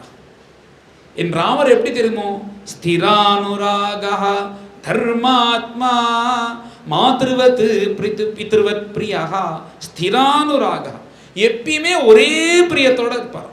இப்படி யாரா இருக்க முடியுமோ? 10,000 ரூபாய் ப்ரொமோஷன் வந்ததுன்னா வா போலாம் அப்படின்னு பிரியமா கொட்டுவார். அந்த சமயத்துல இருக்கிற 10,000 ரூபாய் ஃபைனை போட்டோன்னா காஃபியை கொடுக்கணும்னா உன் தலையில கொட்டிக்கும். இது காஃபி என்ன வேண்டியிருக்கு, இந்த மாசம் எப்படி நடக்க போறதுன்னு தெரியல அப்படின்னு நம்மளால ஒரே மாதிரி இருக்கவே முடியாது. மாறி மாறி மாறி தானே நம்ம இன்னும் நம்ம கோபத்தை ஆபத்துட்டு மணலிட்டு தானே காமிக்க முடியும். ஆபீஸ்ல என்ன பெரிய அதிகாரிட்ட காமிச்சோன்னா சீட்டை கிழிச்சு அமைச்சிருவான். அந்த கோபத்தை முழுக்க என்ன பண்ணுவார் ஆத்துக்காரன்னா வந்து மனைவிட்டு தான் காப்பார். இதுதானே உலகத்துல நடக்கிறது. ஆனா ராமர் எப்படின்னா, உனக்கு ராஜ்யம் இல்லை காட்டுக்கு போகணும்னா நேரா தேவி எப்படி கூப்பிடினார், யாதேச்ச மயி கல்யாணி. அந்த சமயத்துல யாராவது சர்வ மங்களம் உடையவளே அப்படின்னு கூப்பிட்டுன்னு வர முடியுமா? இவரே காட்டுக்கு கிளம்ப போற அப்படின்னும் போது தேவியை கூப்பிட்டுன்னு வரும்போது கல்யாணின்னு கூப்பிட்டுன்னு வராராம். இது கஷ்டம் வரும்போது சுகம் வரும்போது 2 சமயத்திலையும் எப்பயுமே பிரியமா இருப்பாராம். ஒன்று பண்ணினா அதுக்கு பிரியம் ஜாஸ்தி, ஒன்று பண்ணினா பிரியம் கம்மின்னு கிடையவே கிடையாது. எங்க ஆத்துக்காரு எப்பயுமே ஸ்திரானுராகா தர்மாத்மா, அதுக்கும் மேல மாத்ருவது பித்ருவது பிரியா. எனக்கு இன்னைக்கா ஒரு நாள் ரொம்ப நாளா இங்க இருக்கமே எங்க அம்மாவை பார்க்கணும்னு ஆசையா இருக்கும். அப்படி ஆசையா இருக்கும்போது அன்னைக்கு பார்த்தா எங்க அம்மா என்னென்னலாம் பண்ணுவாலோ அத்தனையும் பண்ணி எங்க அம்மா மாதிரியே இருக்கும் அவரை பார்க்கறதுக்கு. எங்க அம்மாவை நான் அவரை பார்த்துட்டுருவேன். ஒரு நாளைக்கு திடீர்னு இப்ப அப்பா கிட்ட இருந்தா நன்னா இருக்குமே அப்படின்னு தோணும். திடீர்னு பார்த்தா அன்னைக்கு அப்பா மாதிரியே தெரிவார். அப்பா என்னென்னலாம் பண்ணுவோம் எல்லாத்தையும் பண்ணுவார். அதனால எனக்கு அப்பா அம்மா அவகிட்ட போகணுன்ற எண்ணமே வராது. என் ராமன் கூட இருக்கும்போது இப்பேற்பட்ட ஆத்துக்காரரை விட்டுட்டு நான் எப்படி வர முடியும்? நான் வந்ததுக்கு நீங்க பெருமையா பேசுறீங்களே வேற அப்படின்னு ராமர்கிட்ட திருப்பி விட்டாளாம் தேவி. அப்படி சொல்லும்போது கேட்குறா, நீ வந்து சீதா கல்யாணம் நடந்ததுன்னு எல்லாரும் சொல்ற, ஒவ்வொருத்தரும் ஒவ்வொரு மாதிரி சொல்றா, நீயே சொல்ல உன் கல்யாணம் எப்படி நடந்தது அப்படின்னு. உடனே அப்ப என்ன சொல்றான்னா, இதே மாதிரி ஒரு ஆசனத்தை கொடுத்தாலாம் அந்த அனசூய அம்மா, நீ அதுல உட்காந்துட்டு சொல். என்ன மேல நீ சொல்ல போறது சீதா கல்யாணம், உலகத்துக்கே மங்களம் உண்டாகக்கூடியது. இப்ப ஏற்பட்ட கதையை ஏதோ அலட்சியமா கீழே உட்காந்துன்னு கேட்க கூடாதுன்றதுனால ஒரு பீடத்தை கொடுத்து தேவியை உட்காத்தி வச்சு உயர்ந்த ஆபரணம் எல்லாம் கொடுத்து போட்டுக்க சொல்லி, நல்ல வஸ்திரத்தை கொடுத்து கட்டிக்க சொல்லி, மேலே நீ சொல்லுன்ன உடனே தேவியும் வந்து என்னோட கல்யாணம், நான் அப்படி போனேன், இத்தனை நகை வாங்கினோம் இப்படிலாம் சொல்லலையாம். ஒரு பௌராணிகர் எப்படி உட்காந்துன்னு கதை சொல்லுவாரோ அதே மாதிரியே சொல்றாராம். மிதில மிதில அப்படின்ற ஒரு ராஜ்யம், அதை ஜனகர் தான் பரிபாலனம் பண்ணிட்டு இருந்தார் அப்படின்னு ஆரம்பிக்கிறார். மிதில ராஜ்யம் ஜனகம் பரிபாலனம் பண்ணிட்டு இருந்தால் அவருக்கு தெரியாதோ?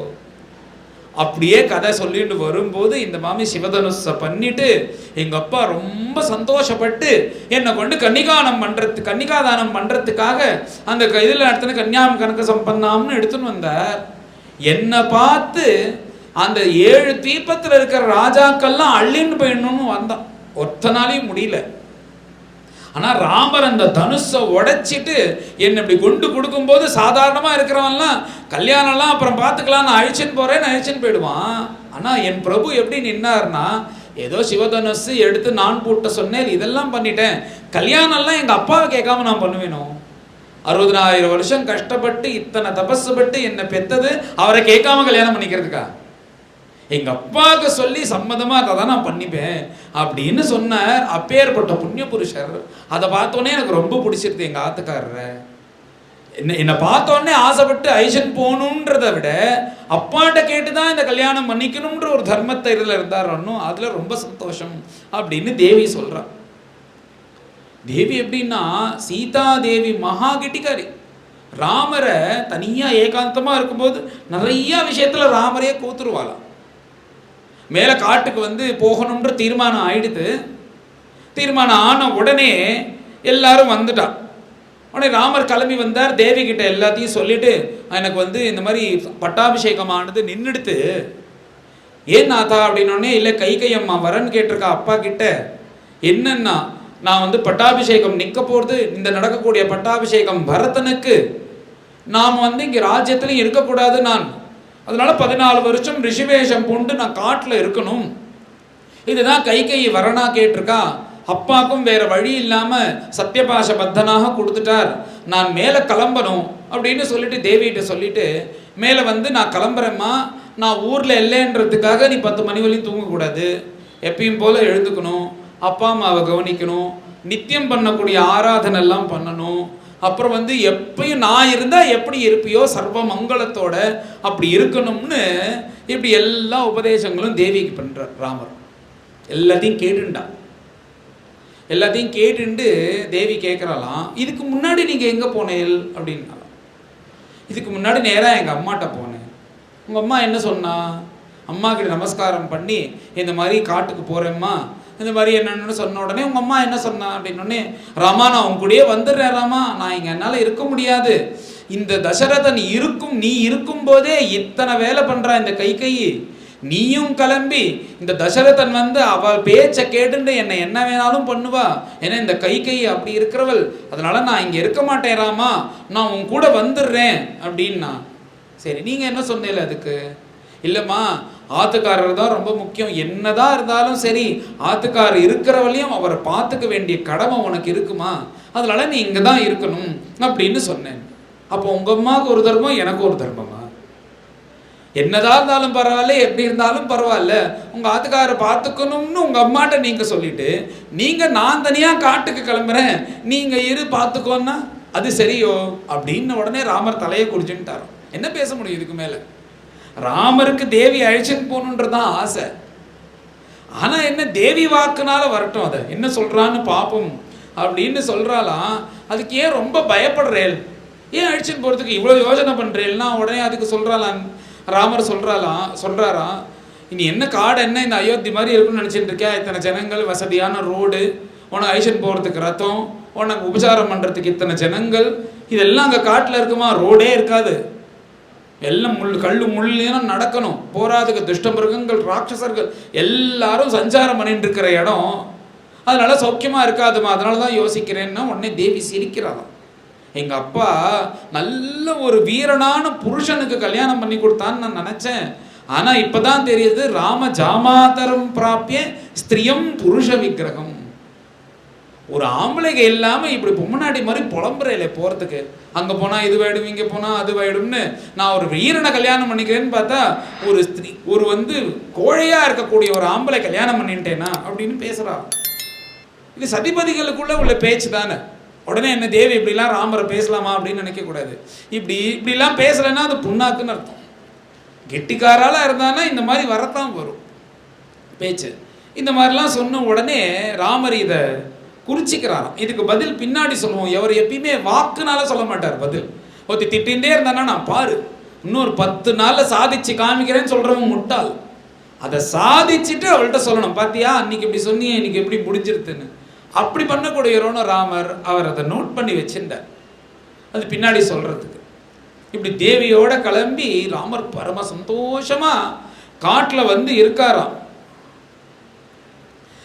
இந்த ராமருக்கு அவர் வாழ்க்கையில் ரொம்ப ரொம்ப ரொம்ப ரொம்ப பிடிச்ச காலம் எது அப்படின்னா, அந்த 11 வருஷம் பஞ்சவட்டியில் இருந்தாரோன்னோ அதுதான் அவர் ரொம்ப பிடிச்ச காலம். ஏன்னா ராஜ்ய நிர்வாகம் கிடையாது, அவ கையெழுத்து காலெழுத்து வாங்குறதுக்கு யாரும் கிடையாது, பிச்சு பிடுங்கல் கிடையாது, போராதுக்கு எது வேணாலும் கேட்டால் கொண்டு போடுறதுக்கு லக்ஷ்மண சுவாமி இருக்கார். இந்த மாதிரி ஒரு தாசர் இருந்தால் போதுமே.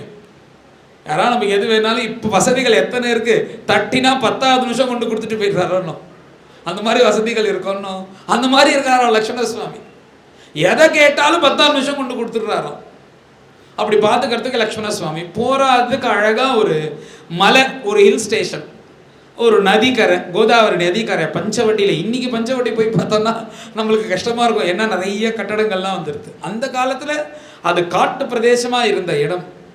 அப்படி ரொம்ப சந்தோஷமாக இருக்காலாம் ராமரும் தேவியும். இந்த மாதிரி ராமரும் தேவியும் சந்தோஷமாக இருக்கிறத தேவியே சுந்தரகாண்டத்தில் ஆஞ்சநேய சுவாமிகிட்ட ஒரு இடத்துல சொல்கிறான். நான் தேவியை தான் பார்த்தேன் அப்படின்றதுக்கு என்னென்ன காக்காசுர விற்த்தாந்தம் இதெல்லாம் சொல்லிட்டு நாங்கள் இதெல்லாம் எல்லாருக்குமே தெரியும். காக்காசுர விற்த்தாந்தம்னா அந்த காக்காசுரன் தான் ஸ்ரீலோகான் சம்பரிக்கம்யான்னு எல்லா லோகத்துக்கும் போனானே. அப்போ எல்லாருக்கும் தெரிய வாய்ப்பு இருக்குது. ஆனால் ராமருக்கு எனக்கும் மாத்திரம் தெரிஞ்ச ஒரு விஷயம், என்ன விஷயம் அப்படின்றத பவபூதி அப்படின்ற ஒருத்தர், அவர் உத்தரராம சரித்திரம்னு ஒன்று எழுதியிருக்கார். அதில் ஒரு ஸ்லோகமாக சொல்கிறார். அவ எப்படின்னா எல்லாரும் மகா வித்வான்கள்.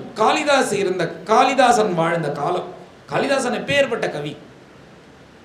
இந்த காலம் மாதிரி நான் ஒரு ஸ்லோகம் பண்ணுறேன் அப்படின்னு ஏதாவது ஒரு பத்திரிகையில் போட்டு அபத்தமாக, அது என்ன சம்ஸ்கிருதமா இல்லை என்ன லாங்குவேஜ்னு தெரியாமல் எல்லாரும் படிச்சுட்டு இருப்பா. ஏன்னா ஒருத்தருக்கும் ஒன்றும் தெரியாது, ஏதோ சொல்லிட்டு இருப்போம்.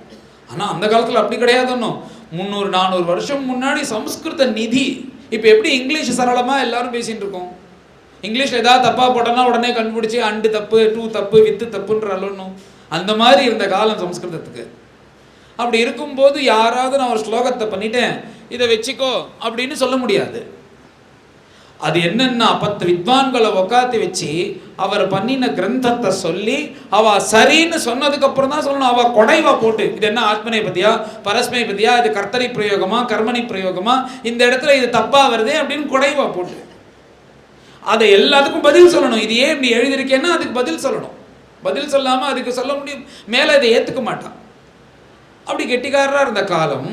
இவர் இந்த ராமரை பற்றி இந்த உத்தரராம சரித்திரத்தை எழுதிட்டு இந்த பவபூதி என்ன பண்ணார்னா, அப்பா இது காளிதாசன் கிட்ட போய் கொடு, அவன் பார்த்து ஓகே சொன்னானா நான் அடுத்தது இதை வெளியிடுறேன் அப்படின்னு பவபூதி சொன்னார். அவரும் மகாகவி. பவபூதியும் காளிதாச மாதிரி கிட்டத்தட்ட ஒரே காலத்தில் வாழ்ந்தவர்கள், மகாவித்வான்கள். ஆனால் ஒரு அத்தாரிட்டி மாதிரி காளிதாசன்கிட்ட கொண்டு காணிக்கணும்னு ஆசைப்படுறார். உடனே அந்த சிஷ்யனும் எடுத்துன்னு போய் காளிதாசன் இருக்கிற வாத்துல போனால் அவர் அப்போ தான் ஆகாரம் எல்லாம் பண்ணிட்டு தாம்பூலத்தை போட்டுன்னு உட்காந்துருக்கார். தாம்பூலம் போட்டுன்னு உட்காந்துருக்கும் போது எல்லாத்தையும் படித்தான். படிச்சுட்டே இருக்கும்போது நடுப்புற ஏதோ ஒரு விஷயத்த சொன்னார். எல்லாம் முடிஞ்சிருது, நன்னா இருக்கா அப்படின்னா சரியா இருக்குன்னு சொன்னேன்னு போயிடு. சரியா இருக்குன்னு சொன்னேன்னு சொல்லிடு அப்படின்ட்டார். உடனே அந்த சிஷ்யன் நேராக வந்தான், பகவதிக்கு நமஸ்காரம் பண்ணி கொடுத்துட்டு, காளிதாசன் ரொம்ப சரியா இருக்குன்னு சொல்லிட்டார், நீங்க மேலே போடலாம், இது எல்லாருக்கும் கொடுக்கலாம், பிரச்சாரம் பண்ணலாம்னு சொல்லிட்டாங்க. இல்லையே, அப்படி சொல்ல மாட்டானே, ஏதாவது கண்டிப்பா ஒரு குறை சொல்லுவானே, ஏதாவது சொன்னான்னா, இல்லை சுவாமி ஒரு குறையும் சொல்லலை. உடனே இல்லை ஏதாவது சொல்லியிருப்பான், அவன் நீ ஏதாவது படிக்கும்போது அவன் ஏதாவது சொன்னானா, அதுதான் ஞாபகம் இருக்கா அப்படின்னார். ஆமா, எல்லா ஸ்லோகத்துக்கும் சரி சரின்னு தலையாட்டின்னு இருந்தார். ஒரே ஒரு ஸ்லோகம் வந்தது, மந்தம் மந்தம் ஆசக்த லக்ஷ்மிஹி ராத்திரி ரேவம் யரம் சீத்து அப்படின்னு ஒரு ஸ்லோகம் முடியறது. அந்த ஸ்லோகத்துல தாம்பூலம் போட்டுட்டே இருக்கும்போது இந்த சுண்ணாம்புக்கு சமஸ்கிருதத்துல சுண்ணம்னு பேர், போட்டுட்டே இருக்கும்போது பக்கத்துல தன் மனைவி அது போட்டு கொடுத்துட்டு இருக்காளாம். ஏய் சுண்ணம் ஜாஸ்தியா இருக்குடி அப்படின்னாராம். இது சொன்னார் அப்படின்னு சொன்னார். உடனே இந்த ஸ்லோகத்தை எடுத்து பார்த்த உடனே இவர் கெட்டிக்காரனோ இவர் புரிஞ்சுட்டார். அது சுண்ணம் ஜாஸ்தின்னு மனைவிக்காக சொல்லலை. ராமரும் தேவியும் கோதாவரி நதிக்கரையில இந்த மாதிரி ராத்திரி ரேவம் யரம் செய்து, இந்த மாதிரி ராத்திரி முழுக்க சந்தோஷமா பேசிக்கொண்டு சரச சல்லாபம் பண்ணிட்டு அந்த கோதாவரி கரையில சந்தோஷமா இருந்தார்கள் அப்படின்ற ஒரு ஸ்லோகம். அவ கோதாவரி கரையில் உட்காந்துன்னு பேசிட்டு ராத்திரி பகல் முழுக்க சந்தோஷமா இருந்தார்கள். அந்த ராத்திரி அப்படியே போச்சு அப்படின்றது ஸ்லோகம். ராத்திரி ரேவம் யரம் செய்து அப்படின்னு எழுதியிருக்கார். இவர் சுண்ணம் ஜாஸ்தின்னு என்ன சொன்னார்னா, சுண்ணம்னா சமஸ்கிருதத்துல இந்த சுண்ணாம்புக்கு பேரு. இன்னொன்னு இந்த இம்மு சொல்றோம் பாருங்க, ராமம் லக்ஷ்மணம் கிருஷ்ணம்னு சொல்றோம் பார்த்தீங்களா, இந்த இம்மு சொல்றதுக்கு சுண்ணம்னு பேரு. அவர் என்ன சொல்றாருன்னா, ராத்திரி ரேவம் யரம் செய்து இல்ல, இந்த மாதிரி ராத்திரி முழுக்க நடந்ததுன்னு இல்ல, ஏவம் இம்ம எடுத்துடணும், ராத்திரி ரேவ யரம் செய்து. அப்படின்னா என்ன அர்த்தம்னா, இந்த மாதிரி பேசின்னு இருக்கும் போது ராத்திரி தான் போச்சு, ஆனா ராமலட்சுமணாலுடைய சல்லாபம் முடியவே இல்லை, அது நடந்துட்டே தான் இருக்கு. இவர் என்ன சொன்னான்னா, ராத்திரியோட அது முடிஞ்சிருக்கு அப்படின்ட்டார் பவபூதி. காளிதாசன் சொல்லும்போது சுண்ணம் ஜாஸ்தியா இருக்கு, அந்த ஏவம்ல இருக்கிற இம்மை எடுத்துட்டோம்னா இந்த மாதிரி சந்தோஷமா அவ இருக்கா, ராத்திரி தான் போச்சு ஆனா சந்தோஷம் போகல, அவ இன்னும் பேசிட்டு சௌக்கியமா தான் இருக்கா அப்படின்னு ஒரு அழகான ஒரு வர்ணிப்பு. ராமருடைய தேவியர் கூட சந்தோஷமா இருந்தா 11 வருஷம். இப்படியே இருக்க முடியுமா? வந்தா ராவணன் வந்தா, தேவி அபகரிச்சுன்னு போயிட்டான். தேவி அபகரிச்சின்னு போனா சுவாமி அந்த நிலை எப்படி இருக்காருன்னா, சுவாமி ஒரு மரத்தை பார்த்து கேட்குறார். மரத்தை பார்த்து நாம கேட்போமா? அவன் சாமான் தொலைஞ்சிருத்துன்னா இங்க இருக்கிற ஸ்பீக்கரை பார்த்து, ஏ ஸ்பீக்கர் சாமானை பார்த்தியா நம்ம கேட்போமோ? ராமர் எந்த நிலையில இருக்காருன்னா, உண்மத்த நிலையில தான் இருக்கும்போது மரத்தை பார்த்து கேட்கிறார், சந்திரனை பார்த்து கேட்கிறார், மிருகத்தை பார்த்து கேட்கிறார், அங்க இருக்கிற மலையை பார்த்து கேட்கிறார், அந்த கோதாவரி நதியை பார்த்து கேட்கிறார், சீதையை கண்டியா சீதையை கண்டியா இப்படி கதறிண்டே இருக்கார். இப்படி இருக்கிறத வால்மீகி எதுவுமே மறைக்கல. இவர் ஒரு கதாநாயகன், இவரை நம்ம குறைச்சிடக்கூடாது. இந்த சமயத்துல அழலன்னுலாம் இல்லை, அழுதார்னா அழுதார். ராமரா இருந்தாலும் சரி, சீதையை பத்தி நினைச்சு அழுதார். என்னடா அது இப்பேற்பட்ட ராமர் ராமர் குணவான்னு சொல்லிட்டு, ஒரு பெண்ணு சாதாரண ஒரு பெண்ணுக்காக ஒருத்தன் அழுவானா? இதெல்லாம் மாயன்ற மாதிரி தோணும்னா அது கிடையாது. ராமர் என்னன்னா, இப்பேற்பட்ட சீதை இருந்தான்னா ஒருத்தன் அழலன்னா அவன் வேஸ்ட்னு அர்த்தம், புண்ணாக்குன்னு அர்த்தம். அப்படி இருக்காளான் தேவி, அதை ராமரே சொல்ற. இப்போ தேவி இல்லையா, உடனே மேலே நல்ல ராத்திரி வேலை சஞ்சாரம் பண்ணிட்டே வரா லக்ஷ்மண சுவாமியும் ராமரும். சஞ்சாரம் பண்ணிட்டே இருக்கும்போது மேலேந்து மேல நல்ல பௌர்ணமி நிலாவோட வெளிச்சம். அந்த சமயத்துல எப்படி இருக்கும் நம்மளுக்கு? ஜில்லுன்னு குளிர்ச்சியா இருக்குமோன்னு ராத்திரி வேலையில இந்த நிலாவுடைய வெளிச்சமானது, அந்த சந்திரகாந்தமானது. ஆனா இங்க ராமர் என்ன சொல்றாருன்னா, லக்ஷ்மணா என்னால தாங்க முடியல, இது என்னது 12 மணி வெயில் மாதிரி இருக்கு, சூரியன் இது தாங்க முடியல, என்னை எங்கேயாவது மரத்தடி கழிச்சுன்னு போயேன் அப்படின்றாரா. உடனே லக்ஷ்மண சுவாமி, அண்ணா என்னன்னா இப்படி புலம்புறேன், இந்த மாதிரி கஷ்டப்படுறவா கூட இருக்கிறவனுக்கு தானே அந்த கஷ்டம் தெரியும், அவளை எப்படி கொண்டு போறது, எப்படி அழிச்சுன்னு வருது. லக்ஷ்மண சுவாமி பாடு ரொம்ப திண்டாட்டமா இருக்கு, ராமரை கண்ட்ரோலே பண்ண முடியல. இப்படி கையை பிடிச்சு மெதுவா ஒரு மரத்தை அடியில் அழிச்சுன்னு வந்ததுக்கு அப்புறம் அப்பாடா அப்படின்றாரா ராமர். உடனே லக்ஷ்மண சுவாமி, அண்ணா என்ன அண்ணா, ராத்திரி 12 மணி ஆறுது, எங்க சூரியன் வருவார், இப்ப சந்திரன் தானே பௌர்ணமி, இதோ பாருங்க சந்திரன் மேல தெரிகிறாரு அப்படின்னு உடனே ராமர், லக்ஷ்மணா நீ எப்படி இவ்வளவு கெட்டிக்காரனா இருக்க? இது ராத்திரி இல்ல பகல்னு நான் நினைச்சிட்டு இருக்கேன். ஆமா இது ராத்திரி, மேல சந்திரன் நீ சொல்றியே, உனக்கு எல்லா விஷயம் தெரிஞ்சிருக்குன்னு புலம்புறாராம். ராமர் இப்படி யாரா புலம்பி பார்த்திருக்கோமோ? யாரா ஒருத்தருடைய நகத்தை கொண்டு கொடுத்தா அந்த நகத்தை வச்சுன்னே அவனுடைய உருவத்தை வரைஞ்சிருவாராம். யாராவது ஒருத்தர் முடியை கொண்டு கொடுத்தோம்னா இந்த முடியை வச்சு இன்னாருடைய ரூபம் இப்படி இருக்கும்னு ஒரு கலையா அதை எழுதிடுவானா ராமர். அப்பேற்பட்ட கெட்டிக்காரருக்கு சந்திரன் எது சூரியன் எதுன்னு தெரியாம கதறுவது போல ஒரு நிலைன்னா லக்ஷ்மண சுவாமிக்கு எப்படி இருக்கும்? இப்படி இருந்துட்டே இருக்கும்போது லக்ஷ்மண சுவாமியை கட்டின்னு அழறாராம். என்ன மாதிரி ஒரு துரதிருஷ்டசாலி இந்த உலகத்திலே யாரும் கிடையாது, என்ன மாதிரி ஒரு கஷ்டம் யாருக்கும் வரக்கூடாது. அப்படிதானே உத்தம புருஷர்கள் கஷ்டம் வரும்போது நினைப்பா. என்ன கஷ்டம்னா ராஜ்ய பிரநாசா. நாளைக்கு கார்த்தால பட்டாபிஷேகம்னு சொல்லிட்டு அனுப்பிச்ச அப்பா மறுநாள் கார்த்தால கூப்பிட்டு உனக்கு ராஜ பட்டாபிஷேகம் கிடையாது அப்படின்னாரு. சரி பட்டாபிஷேகம் இல்லைன்னா என்ன, அங்கே அரண்மனையிலே சௌக்கியமா இருக்கலாம்னா இல்ல காட்டுக்கு கிளம்பணும் அப்படின்ட்டா. எப்படின்னா ஒரு நஷ்டம் அடைஞ்சது இல்லாம மேல துக்கமும் சேர்ந்து கிளம்பணும் அப்படின்ட்டா. இது மாத்திரமானா சரி எப்படி காட்டுக்கு வந்தாச்சு, அம்மா என் கூட வரேன் வரேன் வரேன்னா அம்மா வரேன்னா இப்ப அப்பாவை நான் அப்பாக்காக தானே அம்மாவை இருக்க சொன்னேன். இப்ப அப்பாவா காலமாயிட்டார், இதுக்கப்புறமா தான் அம்மா என் கூட இருந்திருக்கலாம்ல. அப்பையும் அம்மா இல்ல, ஜனனி வியோகா எல்லாரும் பார்த்துக்கோறாமான்னு அம்மா கிளம்பிட்டா.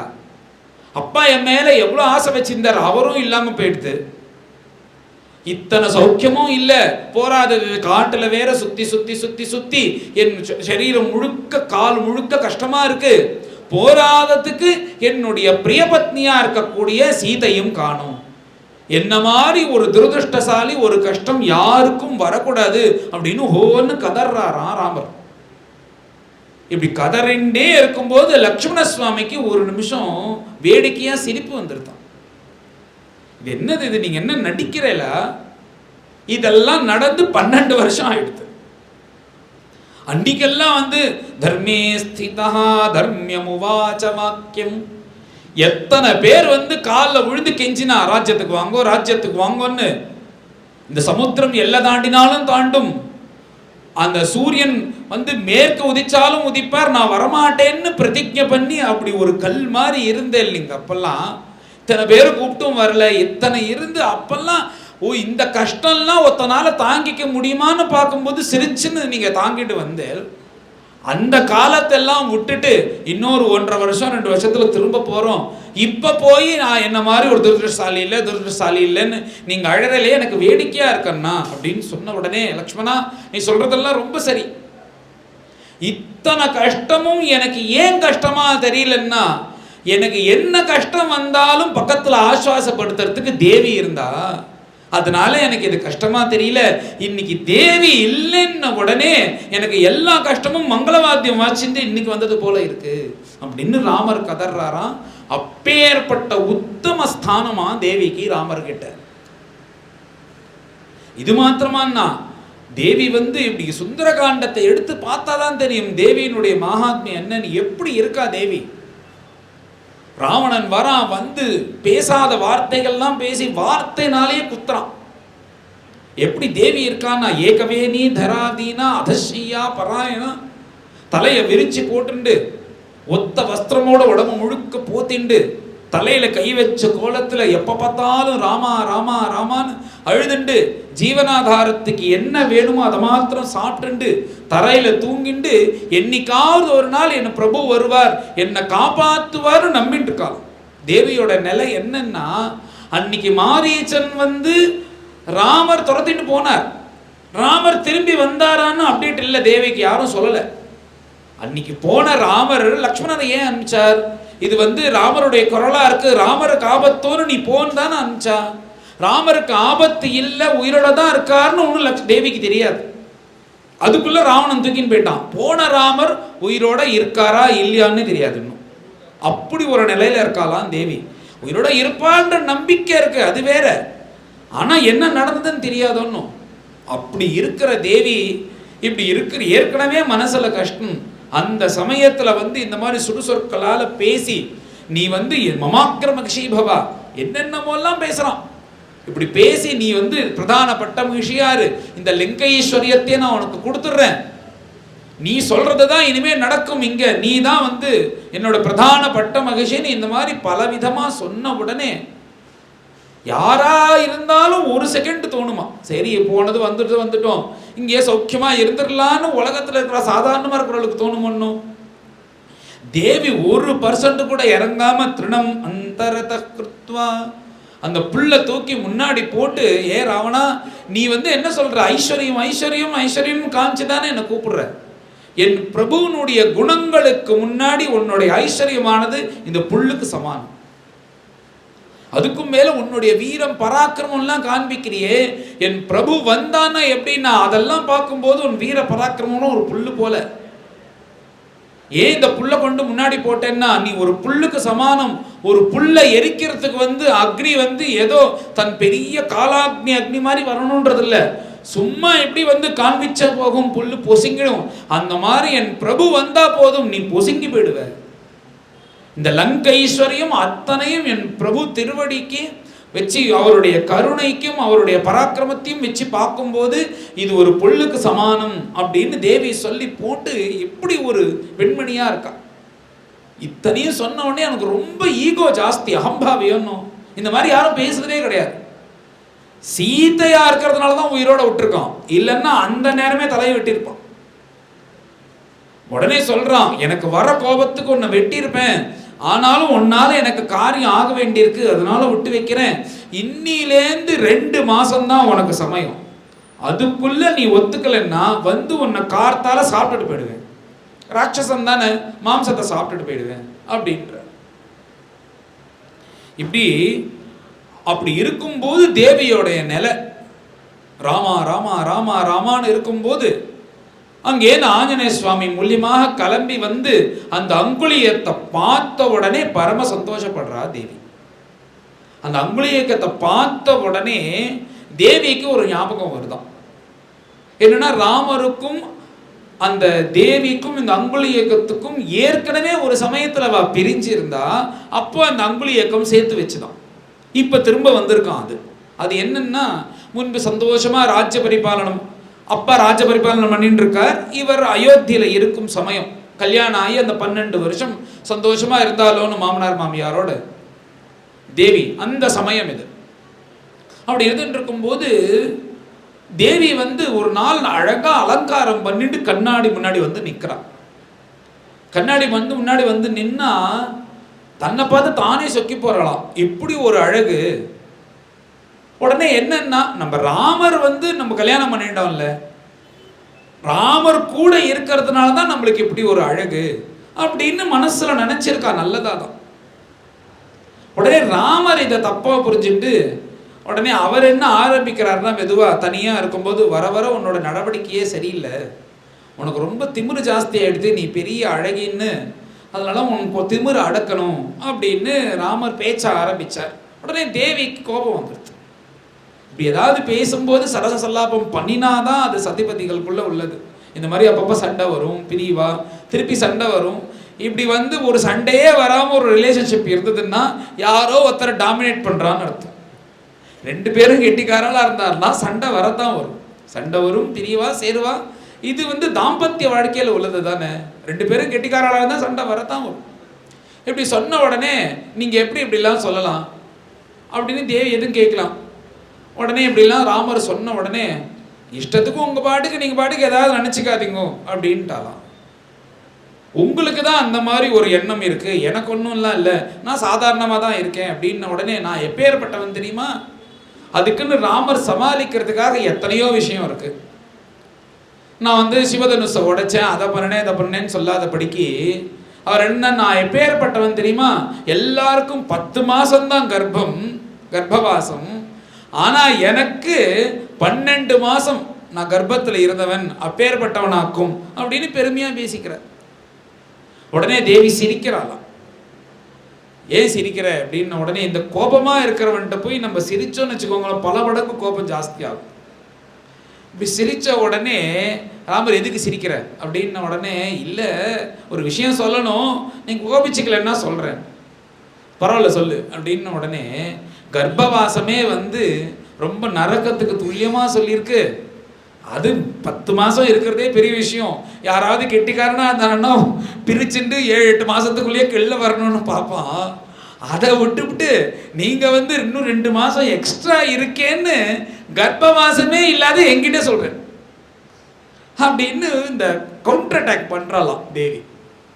ஏன்னா தான் சொன்னேனே, புத்திஷாபி சதுர்குணன்னு ஸ்திரீகள்கிட்ட பேசி ஜெயிக்க முடியுமோ? நாம ஏதாவது சொல்ல மேல ஏதாவது பேசிட்டே தான் இருப்பா. சரண்டர் பேச்சு விஷயத்துல சரண்டர் ஆறது தான் சமாதானம் ஆகும். உடனே இப்ப ராமருக்கு கோபம் வந்துடுது. உடனே ராமர் அப்படியே ஆகட்டும், உனக்கு திமிரு ஜாஸ்தி ஆயிடுது, நானும் ரொம்ப நாளாக ஒரு ட்ரீட்மெண்ட் பண்ணணும்னு நினச்சிட்டு இருக்கேன், இனிமே உங்ககிட்ட நான் பேச மாட்டேன், நீயா வந்து பேசுகிற வள்ளியும் அப்படின்ட்டு. உடனே தேவி வந்து நானும் ரொம்ப நாளாக நினச்சிட்டு இருக்கேன், இதை உங்களுக்கும் இப்படி தான் இருக்கு, பார்த்துப்போம் அப்படின்ட்டா தேவி. என்னென்ன எல்லா காரியமும் நடக்கிறது. ராமருக்கு வேணுங்கிற காரியத்தெல்லாம் தேவி பண்ணுறா, தேவிக்கு பண்ணுறதுலாம் நித்தியம் பண்ணுறதெல்லாம் 2 பேரும் பரஸ்பரம் எல்லாம் நடக்கிறது. ஆனால் பேச மாத்திரம் பேசிக்க மாட்டா. இந்த இப்போ காலத்தில் இந்த கண்ணாடியில் இந்த சீட்டை ஒட்டிட்டு போகிறா பாருங்க, எதாவது சொல்லணும்னா அந்த மாதிரி ராமர் எதாவது ஒட்டி வச்சுட்டு கிளம்பிடுவேன். 10 மணிக்கு காஃபி வேணும்னு. உடனே தேவிக்கு எதாவது வேணும்னா எனக்கு 2 கிலோ கறிக்காய் வேணும்னு தேடி மாற்றி வச்சுட்டு கிளம்பிடுவான். இந்த மாதிரியே 1 நாள் ஆச்சு, 2 நாள் ஆச்சு, 10 நாள் ஆகிடுது. தேவி அசராமல் இருக்கா. அவருக்கு எல்லா சிசுருஷையும் தேவி பண்ணுறா, தேவிக்கு வேணுங்கிறது எல்லாம் ராமர் பண்ணுறார். ஆனால் பேச்சு மாத்திரம் இல்லையா. ராமருக்கு பேசாமல் ஏங்கி போயிட்டாராம், பேசாமல் இருக்க முடியல. இப்படியே கொஞ்சம் கொஞ்சமாக இருக்கும்போது ராமர் என்ன பண்ணார், எதையாவது பண்ணி சேர்த்தா சரி வரும், இப்போ போகிற போக்கு பார்த்தா இப்படியே பேசாமே வருஷக்கணக்கில் இருந்துருவா போல இருக்கு அப்படின்னு ராமருக்கு தோணி அவர் கையில் ஒரு இந்த அங்குலியக்கும் பார்த்தேல இந்த மோதிரத்தை தான் போட்டிருக்கு. இது என்னன்னா யாக்ஞவல்கர் வந்து கல்யாணம் ஆகும்போது மந்திரிச்சு ராமர்கிட்ட கொடுத்தாராம், இது நீ அவுக்காம போட்டுக்கோன்னு. அதை போட்டுருக்கார். அது யாக்ஞவல்கர் கொடுத்த மோதிரம். அதில் என்னன்னா யாரை நினைச்சுட்டு அந்த மோதிரத்தை பார்க்குறோமோ அவன் முகம் தெரியுமா. அதில் உள்ள அந்த மகிமை, அந்த மோதிரத்தினுடைய மகிமை அது ராமர் கையில் போட்டுருக்கார். அவர் என்ன பண்ணார்னா அதை எடுத்து யாருக்கும் தெரியாமல் ஒரு இடத்துல ஓரமாக ஒரு கட்டில் கடியில் எங்கேயோ ஓரமாக பார்த்தா தெரியாத இருக்கிற இடத்துல போட்டுட்டார். போட்டுட்டு அன்னைக்கு ராத்திரி படுக்கிறதுக்கு முன்னாடி இப்போ என்ன ஆயிடுச்சுன்னா கோவத்தில் கட்டில வேற பிரிச்சுட்டான். ஒவ்வொருத்தரும் ஒவ்வொரு மூலையில் இருக்கா. அவர் ஆகாயத்தை பார்த்துட்டே பேசுகிறாராம், உங்கள் அப்பா போட்ட மோதிரமாக இருந்தான்னா கேட்டால் கொடுத்துட்டு போகிறேன், அதுக்காக இப்படி திருடுறதாவது அப்படின்றார் மேலே பார்த்துட்டு. உடனே சீதை, ஐயோ இந்த அசடு மோதிரத்தை எங்கே தொலைச்சதுன்னு தெரியலையே, அது யாக்ஞவல்கர் கொடுத்ததுன்னா இப்படிலாம் பண்ணுறாரு அப்படின்னு சொல்லிட்டு என்னன்னா தேட ஆரம்பிச்சிட்டா சீதை. சீதை எல்லா இடத்துலையும் தேடுறா. ராமர் என்ன பண்ணுறாருன்னா போட்ட இடத்த தவிர எல்லா இடத்துலையும் தேடுறார், நடிக்கிறார். இங்கே தேடுற மாதிரி அங்கே தேடுற மாதிரி இப்படி தேடிண்டே இருக்கும்போது பார்த்தா எங்கே போட்டாலும் அங்கே தேவி போய் அந்த மோதிரத்தை எடுத்துட்டான். எடுத்து நேராக ராமர்கிட்ட கொண்டு கொடுத்து, நாத்தா நான் போய் திருடிட்டேன்னு சொல்கிறீங்களே, பாருங்க மோதிரம் இங்கே தான் இருக்குது அப்படின்னு கையில் கொடுத்த உடனே ராமர் அதை வாங்கிட்டு அந்த மோதிரத்தை நான் தாண்டி போட்டேன் அப்படின்னு. எதுக்கு போட்டேன்னா, ஆமாம் நீ பாட்டுக்கு பேசாமல் 10 நாள் 12 நாள் எடுத்து பேசாமல் இருக்க, இப்படியே இருந்துருவியோன்னு தோன்றுறது, அதனால நான் தான் உன்னை பேச வைக்கணுன்றதுக்காக அப்படி போட்டேன் அப்படின்னு. உடனே தேவியும் சொல்கிறாளாம், நான் தான் உங்ககிட்ட பேசாமல் 10 நாள் நரக்கமாக இருந்தது, எனக்கும் அப்படிதான் இருந்தது அப்படின்னு. உடனே அன்னைக்கு ராமரும் சீதையும் சேர்ந்தார்கள். உடனே தேவி இந்த அங்குலியக்கத்தை பார்த்து அந்த கதையை நினைச்சு, அன்னைக்கு நாங்க பிரிஞ்சு இருக்கும்போது நீ வந்து சேர்த்தியே, அதே மாதிரி இன்னைக்கு எங்களை சேர்க்கறதுக்காக வந்திருக்கியா அப்படின்னு தான் அந்த அங்குலியக்கத்தை பார்த்து மனசோட மனசா வச்சுன்னு ஆலிங்கனம் பண்ணிக்கிறாளாம் தேவி. இப்படி எடுத்துன்னு என்ன இந்த ராமர் இந்த ராமாயணத்துக்கு முக்கியமே யாருன்னா தேவி தானே. தேவி இல்லைன்னா ஏது? தண்டகாரண்ய ரிஷிகள்லாம் வந்து நிற்கும்போது அரண்யவாண்டத்தில் நிற்கும்போது அவர்கிட்ட பிரதிஜை பண்ணுறார் ராமர். ரிஷிகள்லாம் காமிக்கிறா, ஏகி பஷ்ய சரீரான், எல்லாம் பாரு ஒரு மலை மாதிரி எலும்பு கூடு இருக்கான். இது என்ன மலை இல்லை ராமா, இது ரிஷிகளுடைய எலும்பு. ராவணன் என்ன பண்ணியிருக்கான்னா, அவன் யாராவது ஹோமம் பண்ணா, ஜபம் பண்ணா, யாகம் பண்ணா, அந்த ரிஷிகளுடைய அந்த மாம்சத்தை அவளை சாப்பிட்டு எலும்பு தூக்கி போடணும்னு சொல்லி வச்சிருக்கான். அவன் சாப்பிட்டு சாப்பிட்டு சாப்பிட்டு சாப்பிட்டு எலும்பெல்லாம் மாம்சத்தெல்லாம் சாப்பிட்டு எலும்பு தூக்கி போட்டது தான் மலை மாதிரி இருக்கு இங்க. இது வந்து எலும்பு மலை, இது ரிஷிகளுடைய எலும்புன்னு சொல்லிட்டு சொன்ன உடனே ராமருக்கு கண்ணிலேருந்து கோபத்துல ரத்தமா வருவது போல இருக்கு. அப்படி ஒரு வருத்தம், நாம உயிரோட இருக்கும் போதே இப்படி ஆயிடுதே. உடனே இந்த ரிஷிகள்லாம் சில பேர் சொல்றாலாம், எங்களையே விட்டு வச்சிருக்கான்னா எங்க உடம்புல எலும்பு தான் இருக்கு, மாம்சம் இல்லை, அதனால விட்டு வச்சுட்டு போயிட்டான். உடனே ராமருக்கு கோபம் வந்து, நான் ஏந்து கிளம்புறதுக்குள்ள இந்த ராவணாதிகள்லாம் சமூலமா சம்ஹாரம் பண்ணிட்டு தான் அயோத்திக்கு போவேன், பிரதிஜை பண்றேன் அப்படின்ட்டு. உடனே தேவி கூப்பிடுறா, நாதா, நம்மளுக்கு இடைஞ்சல் பண்ணாத ஒருத்தரை போய் நாம இப்படி சம்ஹாரம் பண்ணணும்னு நினைக்கிறது தப்பு இல்லையா அப்படின்னு தேவி கேட்கிறா. உடனே அதுக்கு ராமர் சொல்றாரு, என்ன நீ அப்படி சொல்லிட்ட, இவெல்லாம் யாரு, என்ன சேர்ந்தவர்கள், இவளை காப்பாற்ற வேண்டிய கடமை எனக்கு இருக்கு. அந்த கடமையில ஒரு கால் ஒன்ன தியாகம் பண்ணனாலும் பண்ணிடுவேன், லக்ஷ்மணனை தியாகம் பண்ணனாலும் பண்ணிடுவேன், அதுல என் உயிரை தியாகம் பண்ணனாலும் நான் பண்ணிடுவேனே தவிர இவாளை கொடுத்த பிரதிஜையை ஒரு பொழுதும் மீற மாட்டேன் அப்படின்னு சொன்னாராம் ராமர் சீதை கிட்ட. எப்படி சொன்னாரோ அதே போல இருக்கிறதுலே இந்த டாப் வஸ்துவை தொட்டாதானே நம்மளுடைய ஆக்ஷன் ஆனது, ரியாக்ஷன் ஆனது நிறைய இருக்கும். இப்போ உங்களுக்கு உதாரணத்துக்கு சொல்லணும்னா, நம்மளுக்கு இப்ப இருக்கிறதுலயே முக்கியமான வஸ்து எதுன்னா அவளுடைய செல்போன் தான். அதை எங்கேயாவது வச்சுட்டோம்னா என்ன சிரமமா இருந்தாலும் சரி, ஆட்டோவை பிடிச்சி ஊபர் பிடிச்சி அந்த இடத்துல போய் 10 பேரை வச்சுன்னு தேடுவோம். இதே ஒரு ஹேண்ட் கர்ச்சீஃபை மறந்துட்டோம்னா போனா போறது போ அப்படின்னு கிளம்பிடுவோம். எது இருந்தாலும் பரவாயில்ல, இப்போதைக்கு எல்லோருக்கும் முக்கியமான வஸ்து எதுன்னா செல்போன். அந்த மாதிரி ஒரு முக்கியமான வஸ்துவை தியாகம் பண்ணும்போது தான் அதனுடைய ரியாக்ஷன் நம்மளுக்கு ஜாஸ்தி இருக்கும், சீக்கிரம் போய் இருக்கும். அதனால ராமர் என்ன யோசிச்சார்னா, அவருக்கு முக்கியமானது எதுன்னா தேவி. அந்த தேவியை தியாகம் பண்ணினாதான் இந்த ராவணனாதிகளை சீக்கிரமா சம்ஹாரம் பண்ணணுன்றதுக்காக தாத்காலிகமா ஒரு 10 மாசம் தெரிகிறார். இப்படி போய், ஏன்னா இந்த ராவணாதிகளை சம்ஹாரம் பண்ணணும்னா தேவி கிட்ட கைய வச்சாதான் இவாளை வந்து நிர்மூலமா அழிக்க முடியும்ன்றது அந்த தேவியினுடைய பிராதானியம். அதனால அந்த ராவணாதிகளை விட்டு ராவணனை தேவியை தூக்குவது போல ராமர் சங்கல்பம். இப்படி தூக்கி போய் 10 மாசம் கதற பண்ணி அதுக்கப்புறம் ராமர் அங்கேந்து கிளம்பி வந்து இப்படி ராவணாதிகள் எல்லாரையும் சமூலமா அழிச்சிட்டு தேவி அங்கேந்து வர, அந்த வந்த தேவியை பார்த்து ஒரு பரீட்சை வைப்பது போல வைக்கிறார். என்ன, உலகத்துல இருக்கிறவங்க எல்லாரும் ஒரே மாதிரி இருப்பானா? 1000 பேர் 1000 பேசதான் பேசுமா. என் மனைவி சரியானவள், அங்க போனாலும் பரம பதிவிரதையா இருக்கான்னு யார் சொல்லணும்? ஜனங்கள் சொல்லணும், சம்பந்தம் இல்லாதவன் சொல்லணும். அந்த கணவனே சொன்னா நம்புவாளோ? அதுக்காக ஒரு டிராமா மாதிரி பண்றாராம் பகவான். தேவி வந்த உடனே என்ன சொல்றாருன்னா, தேவியை பார்த்து, ஒரு கண்வலிக்காரனுக்கு தீபத்தை பார்த்தா எப்படி வலிக்குமோ அந்த மாதிரி இருக்கு உன்னை பார்த்தா. இதுல சூக்ஷ்மம் என்னன்னா, கண்வலிக்காரனுக்கு தீபத்தை பார்த்தா வலிக்கும்னா அப்ப கண்வலிக்காரன்ட்டு தான் தோஷம், தீபத்துக்கிட்ட தோஷம் கிடையாது.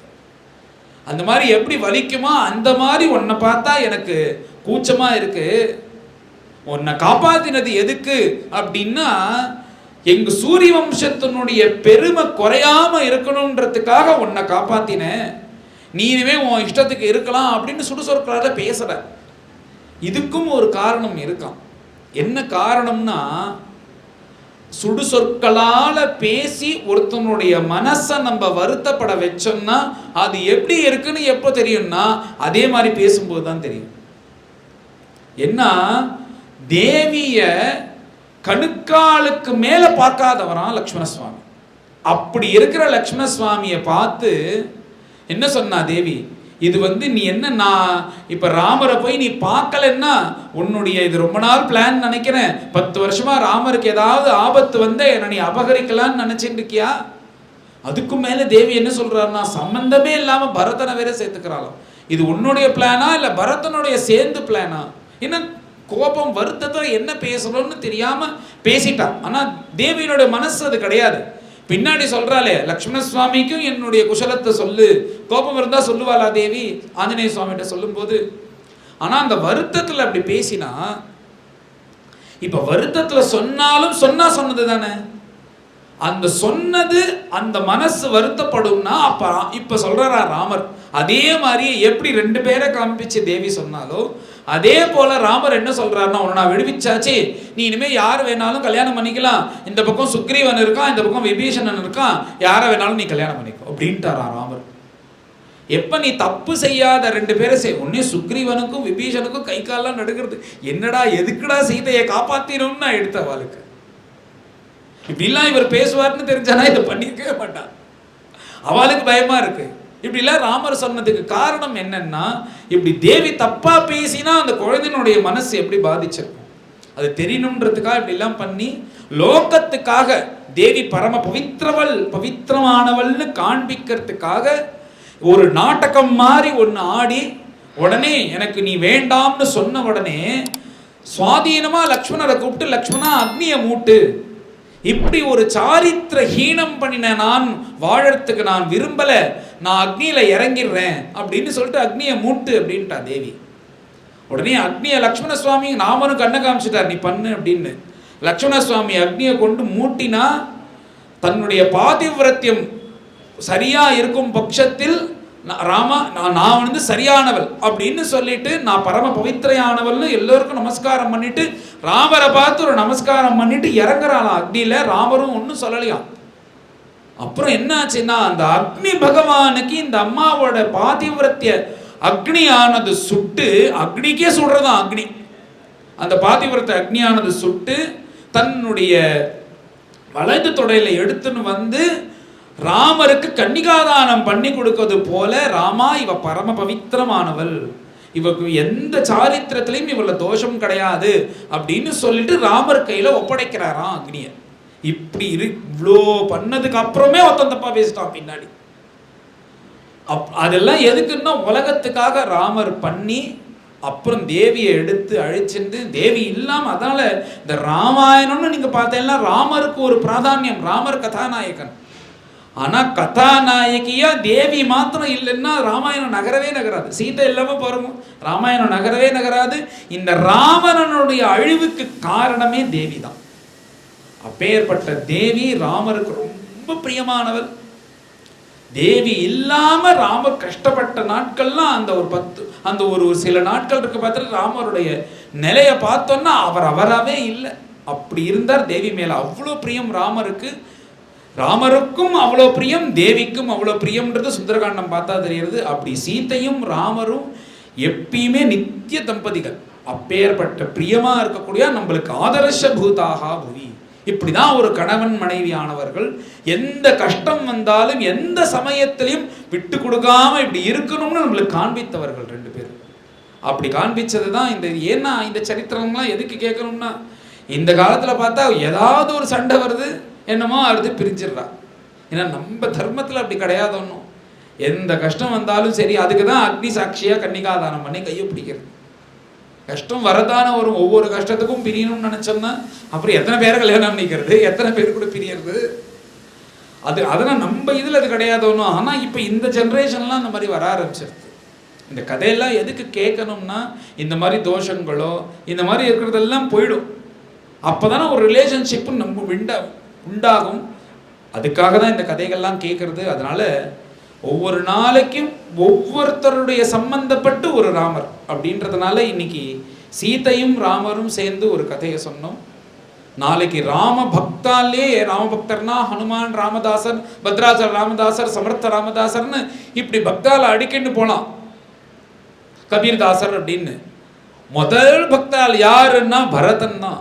பரதன் மாதிரி ஒரு பக்தர் உண்டா? அவர் 14 வருஷம் நந்தி கிராமத்திலே இருந்ததுனால அந்த அயோத்தியா காண்டத்தோட அவர் சரித்திரம் முடிஞ்சிருது. ஆனா பரதன் மாதிரி ஒரு பக்தன் உண்டோ? அவருடைய நிலை என்ன, அவருடைய பக்தி என்ன அப்படின்னு அவரை பத்தி சொல்லக்கூடியது பரதராமன்றது மேல நாளைக்கு சரித்திரமா சொல்லுவோம். நாராயணீத்யாதி ஜபத்பிருச்சைஹி பக்தை சதா பூர்ண மகாலயாய ஸ்வதீர்த்த காங்கோபம வாரிமக்ன நிவர்த்திதா சேஷருஜே நமஸ்தே नारायण नारायण नारायण नारायण नारायण नारायण नारायण नारायण नारायण नारायण नारायण नारायण नारायण नारायण नारायण नारायण जानकीकान्तस्मरणं नमः पार्वती पतये बुला पुंडलीकवरदा सद्गुरुनाथ महाराज की प्रेमिकेंद्र सद्गुरु महाराज की सद्गुरु विठलदास महाराज की समस्त साधु मंडल की आंजनेय मूर्ति की राम राम राम